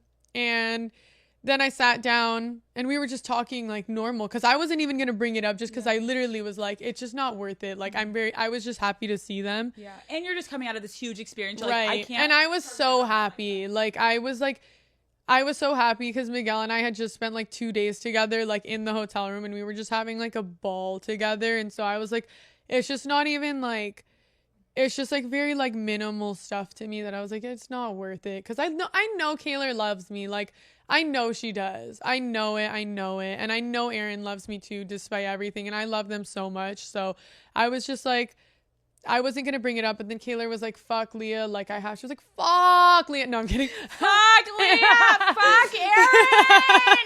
She was like, Not her parents being like, she never curses. I'm like, babe, you don't know your daughter. Like, fuck Aaron. I love her.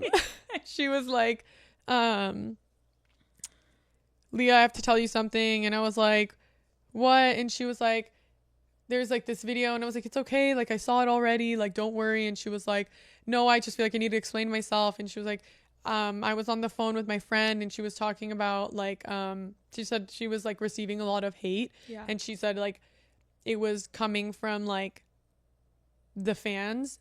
And she was saying that her friend was basically like, you know, saying it just to like make her feel better, and like just like it's gonna like blow over type thing. And so, yeah, but I mean, when we got to the airport, like, anyways, but her friend, she said that, and I was like, listen, like, I don't care at all. Like, I was not feeling a type of way about it at all. You weren't? No, not at all. Like, I love Kayla. Like, I was not feeling a way about it at all. And I mean, I love Kayla and Aaron. I'm really happy that they're together. I think that they suit each other so well. And, I think that, I don't know, that just wasn't something that I was like, why would I fight with her about that? Yeah. Like, it was just so like, I mean, I get your headspace, and I think it's a very mature headspace to be in, of like, she is getting fucking roasted online. Right. So like, we're seeing these bits and pieces. You want to know what it was? What? She said what it was that when I said it's giving white woman scared. Yeah. That thing she said. That was so funny. She said, I didn't think they were going to put that shit in there. No, but I it said, y'all was killing me with this shit, man. Leah, it was fucking funny. Not you pointing. I was pointing. The thing is, too, I wasn't even pointing at her face. I was literally said the balcony. And she's like, and I was like, and then Serena was like, don't be dramatic. And I'm like, it was literally giving white woman scared. Like, Yeah. And I said the word balcony, and then she like ducked, like I was about to like hit her with a right hook. I'm like, okay. As if they would even let me. I would literally get tackled to the floor before my face or my hand would even touch her face. Are you kidding? It was fucking good TV. Yeah, but she was like, people have been calling me racist towards like Persians and black people and African Americans and everything, and saying that. And I'm like, that was not my intention of that. I think like, I just was like, me and Serena, like she was saying basically saying like people were calling her racist because Serena and I reacted, and then she reacted, and she thinks just like because she's white, like it's coming off racist. Like I was like, well, I know she's not racist. Right. Like Kayla is not a racist, you guys, just for your information. Yeah. So Yeah. I mean, it was like that. She said like she was receiving comments because of that, and like again, I don't want anyone to hurt anyone or feel like, you know, that they have to say mean things to anyone on my behalf. Like I don't want that. Like I know how it feels to be on the receiving end of those things. So it's not a good place to be in. It's actually very like harmful and hurtful, and you're also just doing your best in there, and it's actually very fucking hard to behave perfectly in there, and all your mistakes are put on TV and they're for the world to judge, and then you get it replayed back to you again at movie night. And so it's a lot. So I honestly can't be mad about how anyone moved in there, just because it is such a high intensity, high pressure environment that it's like, even I said I was acting in ways that I haven't acted in years. I don't like to raise my voice at men like I used to, but I've retired. I don't like to argue. I don't want to argue with men. I like to come to a very sound conclusion with them. I put that shit so in the past. I'm old as fuck. I'm literally geriatric. It's not the time to be telling people like, you don't act like that. I was just telling myself I'm not 16 anymore. It's not cute and it's not funny. I like that you're clarifying that though, because again, I feel like there's so much around this show and everyone's so passionate and like the fans are amazing. But I think we have to remember, like, this is like a reality dating show. Like, to spread hate towards people, we've got to just simmer. And I love every single person in that villa. There is not one person that came in or out of that villa that deserves an ounce of hate. I think that everyone came in, gave it their absolute all and their best. They treated everyone with as much as respect as they possibly could. Sometimes you really can't handle yourself well when you're put in very weird situations. Sometimes, you slip up. But again, this isn't a movie. This is reality TV. You fuck up. The big three. I mean, no, we have to talk about it because I know it's Love Island and it's not fucking Friendship Island, but it was Friendship Island. It was. You guys fuck made that. it. No, fuck that. Yes, goodbye. It was truly like the most fun to watch you three like form this sisterhood and watching you guys like ride for each other, watching you guys like have each other's backs, like going through everything together. Can you describe your guys' dynamic and like who plays what part in the friendship? Oh my gosh. Serena and Janae. Shout out PPG back on top. Yeah, no, they are everything good in my experience with Love Island. I walked in with Janae. I got to walk out with Janae. We literally walked in holding hands, and she was the first person I met in the villa. I loved her right off the bat. I think that she carries herself amazingly. I think she is absolutely like such an inspiring person. I think she's so smart. I think she is fucking gorgeous. And I think she is hilarious. She deserves the world. Serena is the most special person I've ever met in my life. She made my time in the villa worth being there. She is the reason that I stayed the whole time. And she was literally, I felt like it's hard for me to not have my sister with me because I feel like she's someone that I rely on a lot. But Serena was literally like the closest thing I had to my sister because they're both Virgos and they remind me so much of each other. There were things that Serena would do or say that I would be like, fuck, I'm so glad Serena's here because I know that's exactly what my sister would be saying or doing for me. And so, yeah, they were very special to have. And I feel like our friendship is for life. I think that they mean the world to me and I could not have done anything in there without them. And I think we've all had like our moments in there, but we all handled it really well. I think you guys did such a good job, and it was like obviously one of like my favorite moments was watching Serena just like walk up. Understandably, we'll get to like the Rob and Liv and you dynamic, but her being like, nope. What y'all not gonna do is gang up on Leah. She didn't even know what the fuck we were talking about. And Janae's like, go, go, go, go. I'm like, girls. It was so fucking good. And I think that's like, that is the kind of friend I think every woman wants to have. Oh my gosh, right? She's everything. What was a moment on the show where Janae and Serena like really had to give you a wake up call and be like, Leah? What? I think like after Rob called me like delusional on the fire pit. Oh, I have a good one. Okay. Like, I think Rob, like, he was like, when he was like, wake the fuck up, like, you're delusional. Yeah. And I was sitting there like, no, I'm kidding. I was like, did he just say he loves me? No, I'm kidding. No, I'm kidding, guys, please. He was like, you're delusional, wake the fuck up, whatever. And then that was like that was hurtful too. That no joke, all jokes aside, like that was really like very hurtful to hear. And I think like Serena and Janae got to hear me talk about that a lot. And it was very painful for me, especially to hear it from someone that I hold really, really, really in high regards. But like, I remember the next day, like he was sitting there, or he was working out at the gym, and me and Janae were in like Janae, or Serena were like in the kitchen, and I was like, I love watching the guys work out. Like a few guys were working out, and then Janae was like, I know, look, and it was Kenny and Rob, and then Janae was like, I know, Kenny looks so good, and I was like, I'm not talking about Kenny. And they both looked at me like, what the fuck is wrong with you?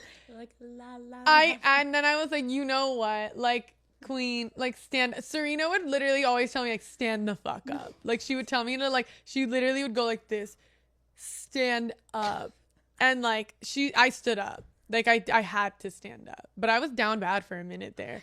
It's so good because another moment you just like brought into my head from that is like when you said something of like, you know what's so messy? She said something, you go, you know what? Fine that man looks over there. Serena's face literally like this. She was disgusted. Shut the fuck up. Oh, you guys should have heard the things this woman was saying to me when the cameras like were not on. Like she actually was, I would, on moments where I felt like I was like, I'm spiraling, I would say, Serena, can you come read me to filth? I would literally say exactly that, and she would full-blown read me to filth. I'd be, yep, don't want him anymore. I think everyone on the internet wants to know, like, what the fuck happened with this bullshit backseat whole drama? I keep telling them to roll the damn tapes of me, like, show me where I sat there and was, like, cheering for Andrea to go home.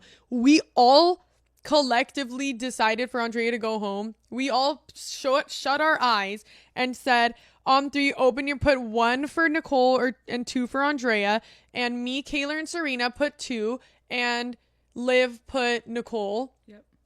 And so, I mean, but then Liv was like, okay, no, we're doing Andrea, and she was like, I'm like, we all are going to do it all together, and so let's do it. And I remember sitting there, and I was saying, like, I was like, I just feel like I want to be very like just cautious of how this all comes out, because I told the girls, I said, somehow, some way, I feel like this is going to get flipped back onto me.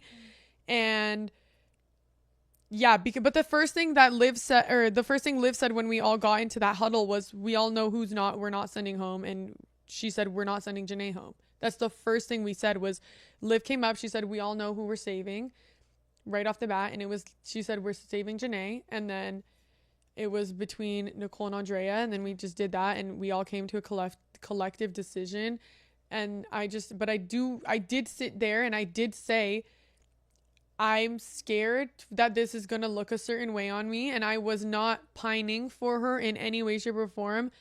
I really wasn't. And I was praying to God they would roll the tapes that at movie night or something. I was begging them. I was like, you have to.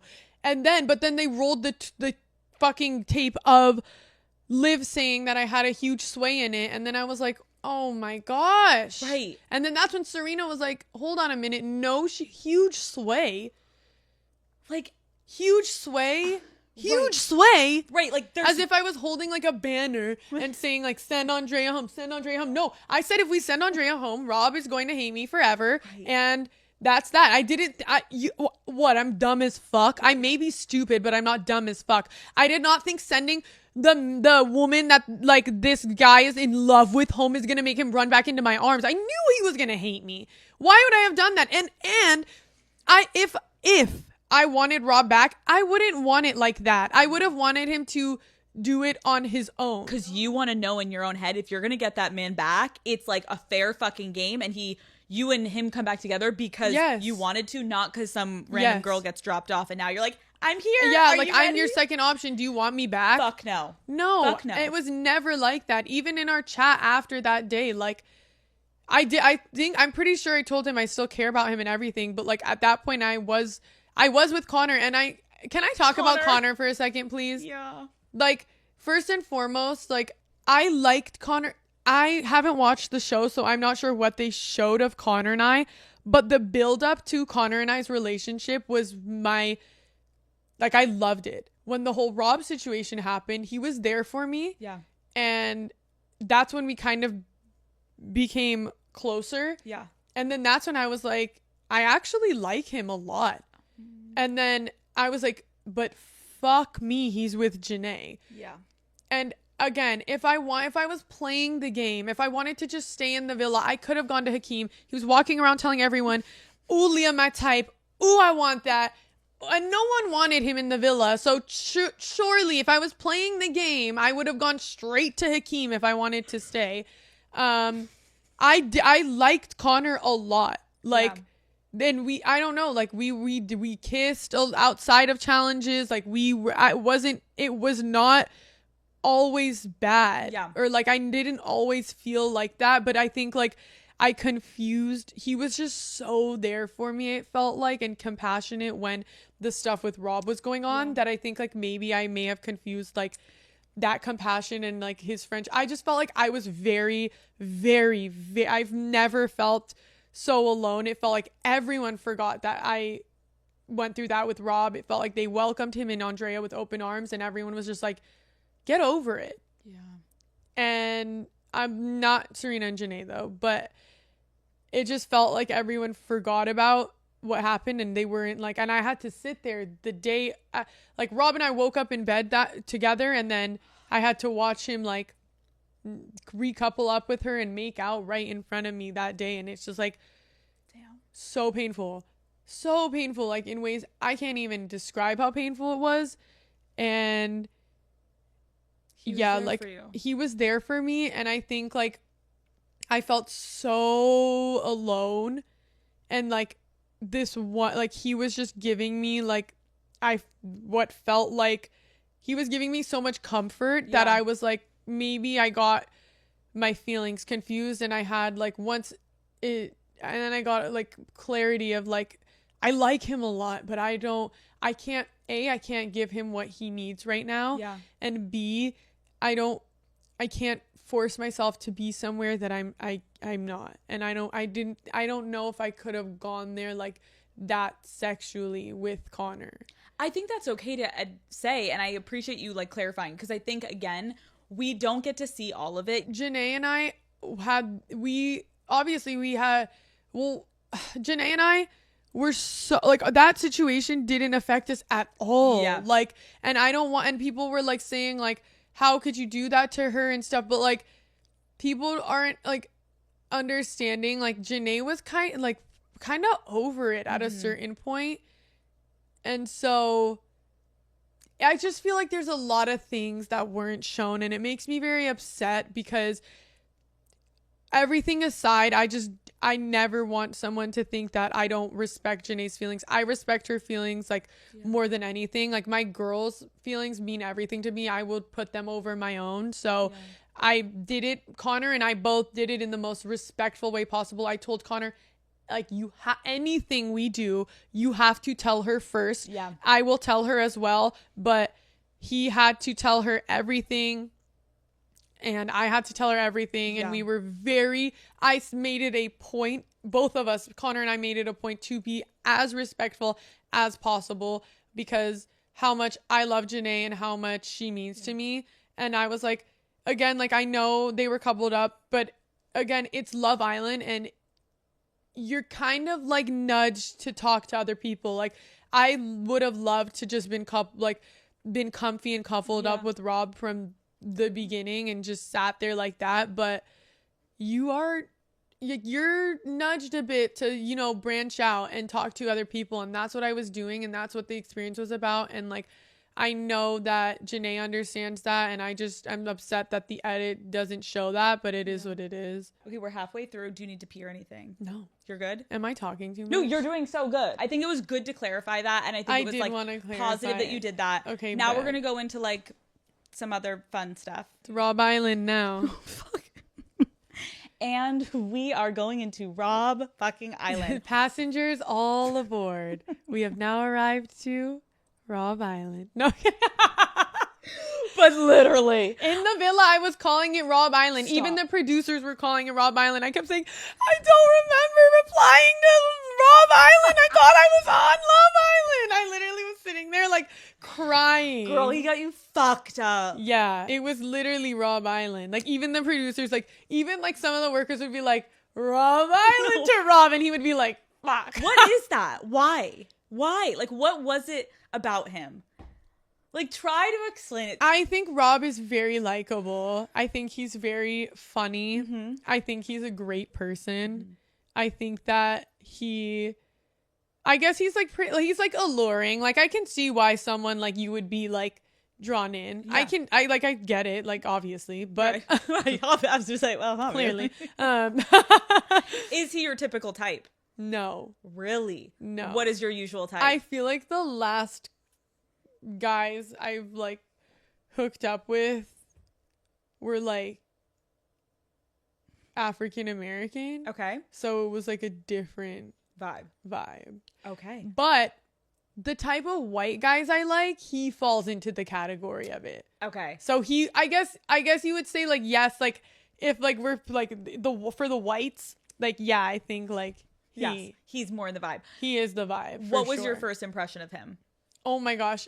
When the guys walked in and I saw Rob, like I only thought Rob. Like I was like really? Yeah. The second Rob walked in, me and him looked at each other, and then from the second we looked at each other, we would like when we were sitting around the fire pit, we kept looking at each other, and like we would like make like little like we'd like have like we were already starting like inside jokes like right off the bat. Andrea comes in. Yeah. You guys have a good thing going on. She comes into the villa. Rob was like up front with you and comes up and is like, I'm interested in getting to know her, but I still like you. And you were like really fucking chill in that moment. You were what every girl wants to be, Leah. You were cool like, girl. Right. You were like, That's what you were like, yeah, like, no, it's totally fine. And you weren't even giving like fake, yeah, it's fine. You were like, totally fine. I get it. You were so chill. Was that a little bit you like being cool girl and like faking it? Or were you dead ass like, oh, this is not competition, I don't really give a shit? No, it just sucks because I liked him so much, but I'm like, where are you, Leah? Yeah. Like you're on Love Island. The poor guy like didn't have a proper experience last year. And so I was like, I wanted him to have a good experience this year. And I was just like, you know, I felt like our connection was so strong that nothing would have ruined it. Yeah. So I honestly, if you had asked me, I think I was that calm about it because I was like, what would top us? Yeah. Yeah. In the real world, if like a girl is talking to your boyfriend, are you giving the same energy? Like, I don't give a shit, or are you like jealous, protective? I think I used to be jealous and protective. I think I've been like wrung dry. Now I'm just like, if you want better, find it. Like I will too. I'm tired, Grandpa. Like I'll literally like there's all Grandpa. Like there's always like there's more fucking fish in the sea. Right, like, you're just like, I can't have him. Frankly, take him off my hands. Like that's the point I am at. Yeah, like it's like if you can easily get that swayed that fast, like right. Bye. So you're not worth my fucking time. Okay, that's good to know. Okay, we have to talk about the infamous conversation where Rob cried. You guys are fighting on the like balcony area. What went through your head when Rob said that he did not feel a sexual connection? Oh my God. Every bad thing I've ever thought about myself literally just was swarming in my head. Like swarming. I've never felt that embarrassed in my life. Yeah. I felt like so unwanted, so gross. Like literally like every bad thing I've thought about myself was like confirmed in that moment. But it made me feel even more stupid because like the day before that, I was telling Serena, like, how, like, I was like, oh my gosh, like, I love kissing him in bed. Like, I was like, I want to fuck him. And then to hear that the next day of that was like, oh my God. I actually was, I went to the bathroom to throw up, like, after. I felt sick. Why do you think he said that? I don't know why he said that.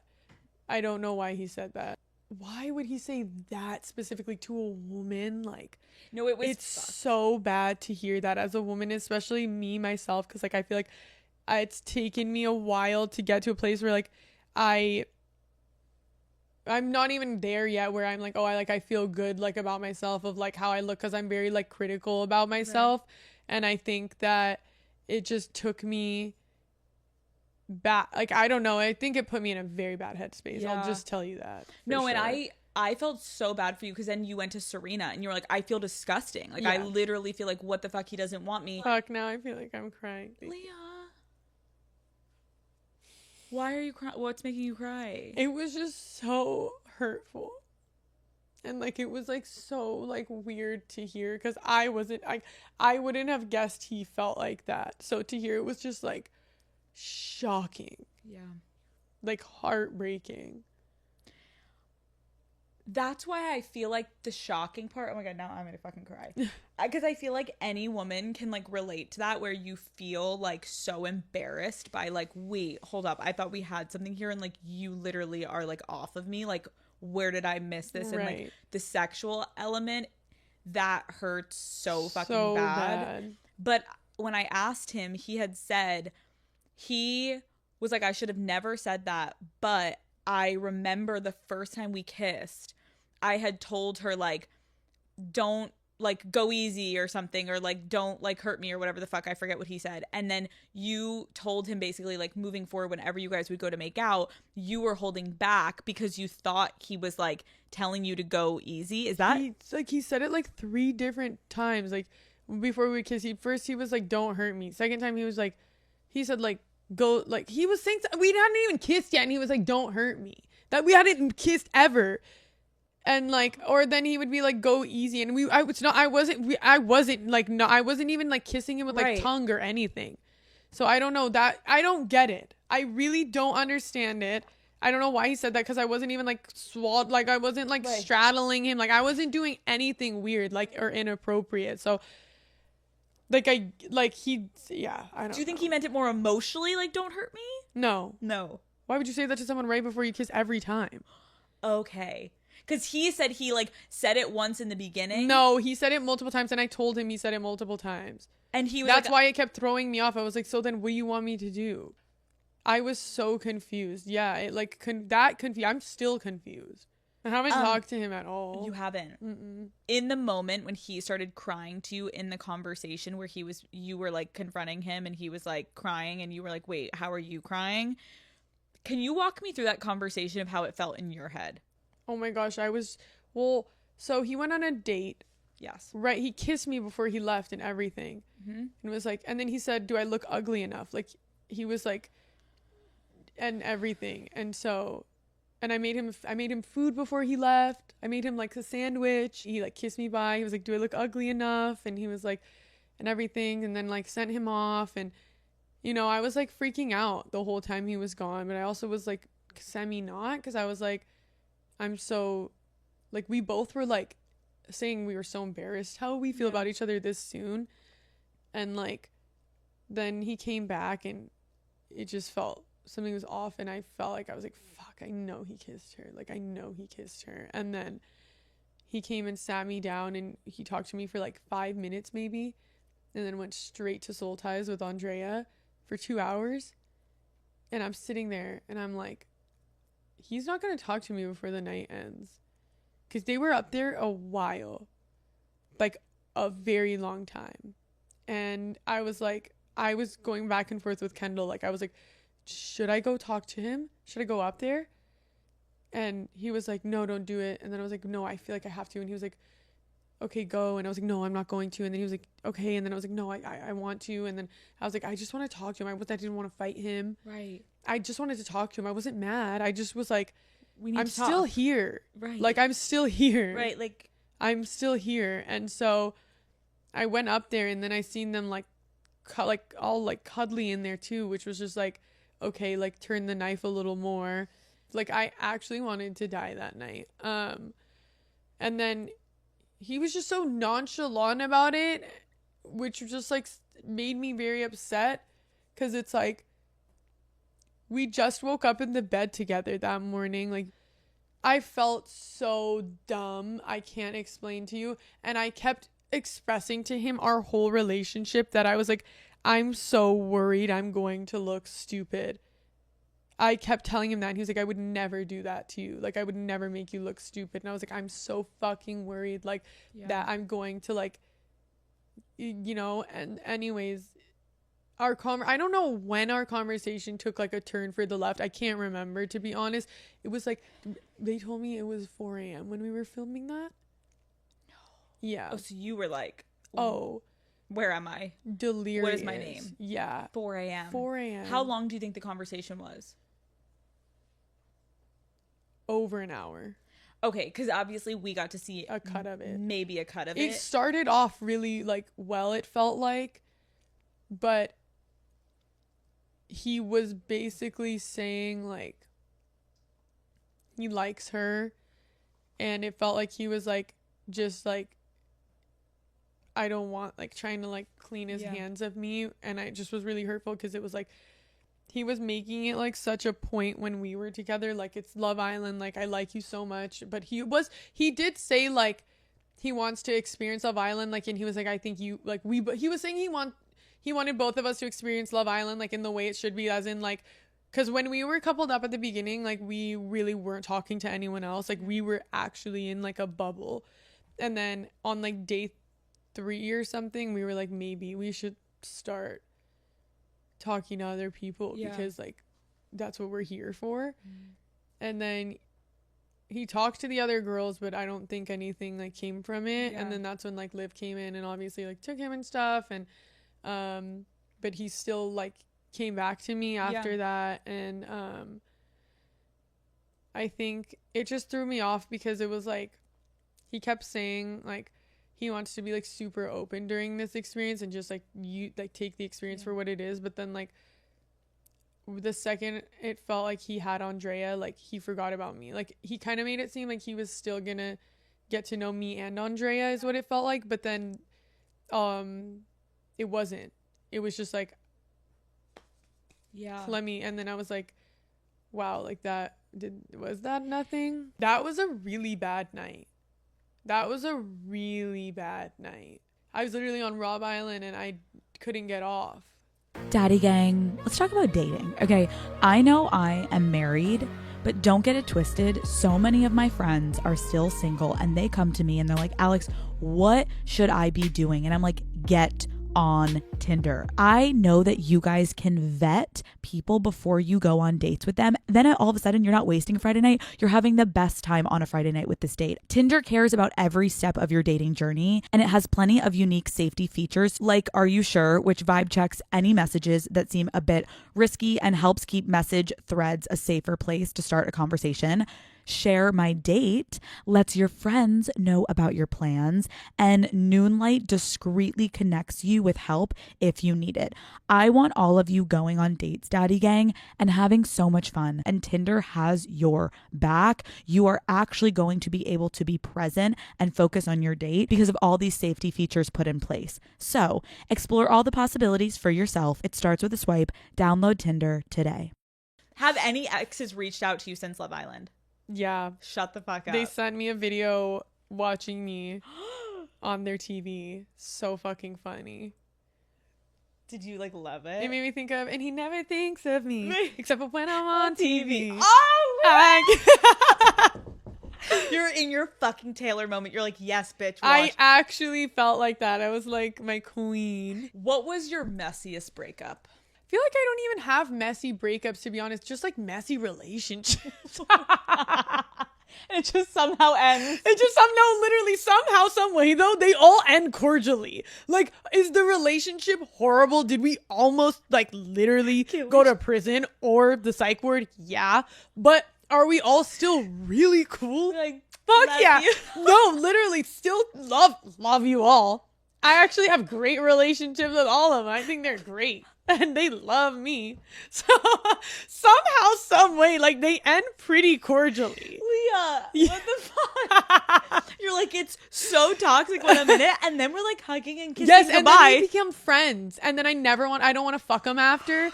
And then I feel like it makes them like me even more. I think one of the most relatable things that you said this season of many was that you can't have just like a nice guy. Like you need to feel like a little bit like you're going to go to the psych ward. Can you talk about maybe some of like the toxic things that you have been attracted to in the past? I feel like, I know this might be bad, but I feel like I like a possessive man. Like that's hot. Like you don't share me. No. You know what I mean? Like hot. Okay, what else?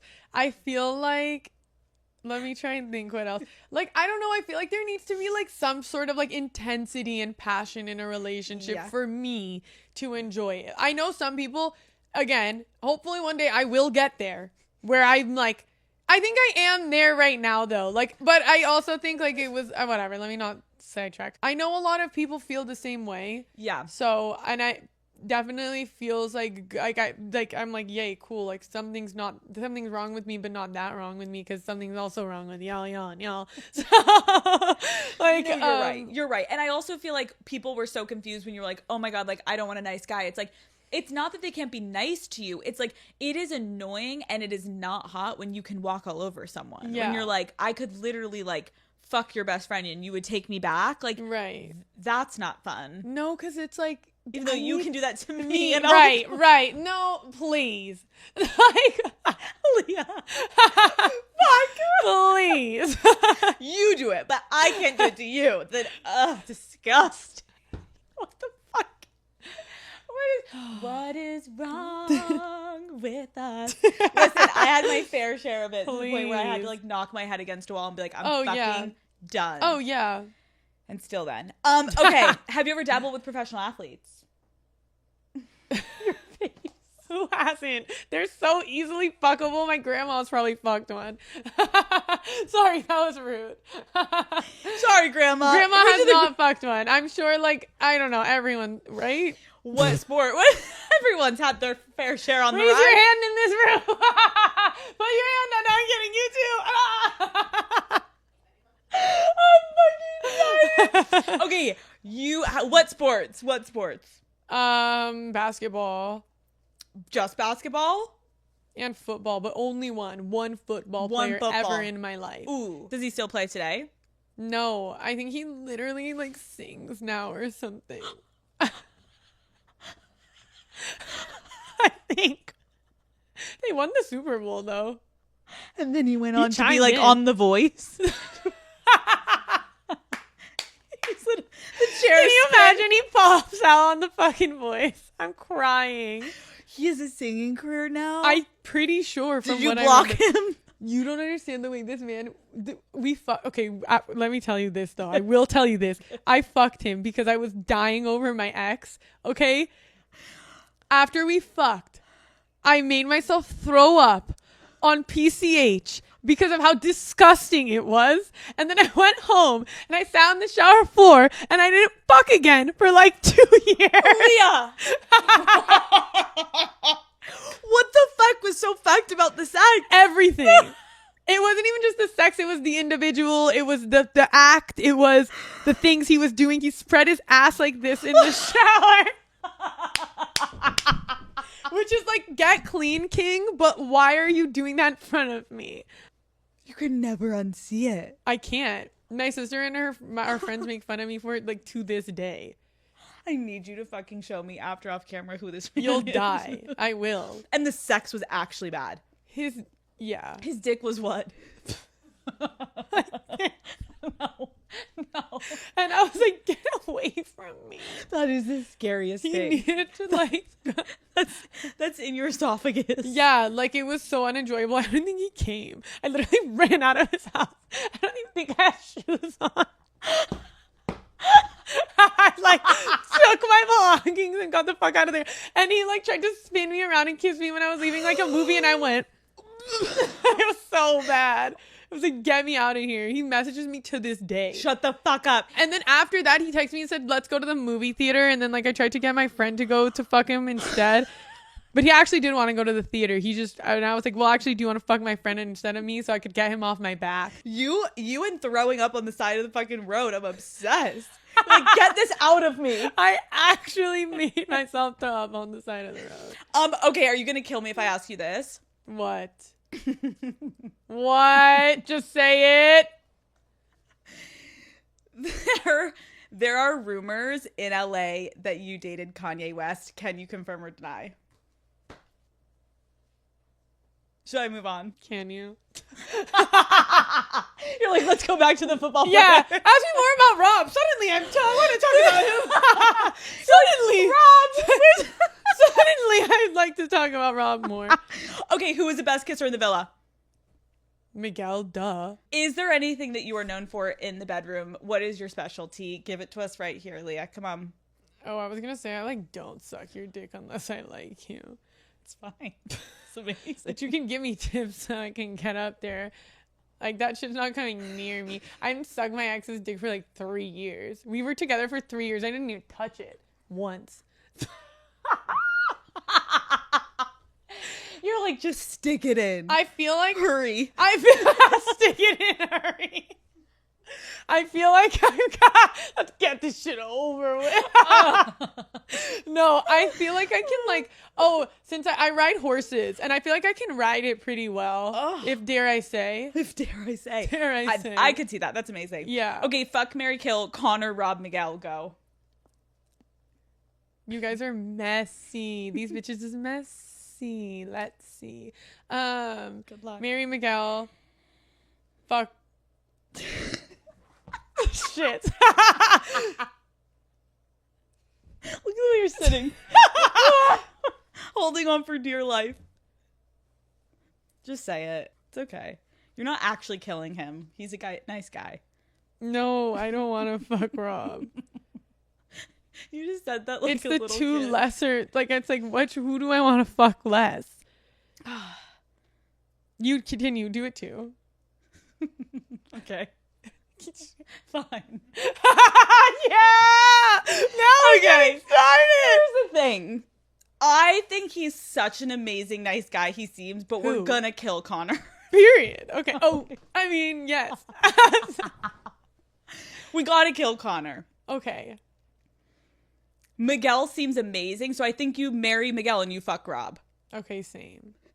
You needed me to say I it did. for you. Yeah, I did. You're like, Alex, you say it. I can't Yeah, say it. yeah. Okay, fuck Rob. What do you think like the sex would be like with Miguel? The thing is, no, You had sex with Miguel in the Hilton. cat's out of the bag. How was it? I mean, it's literally, did you see his fucking heart rate challenge? It was literally giving like he has like a past as a male stripper.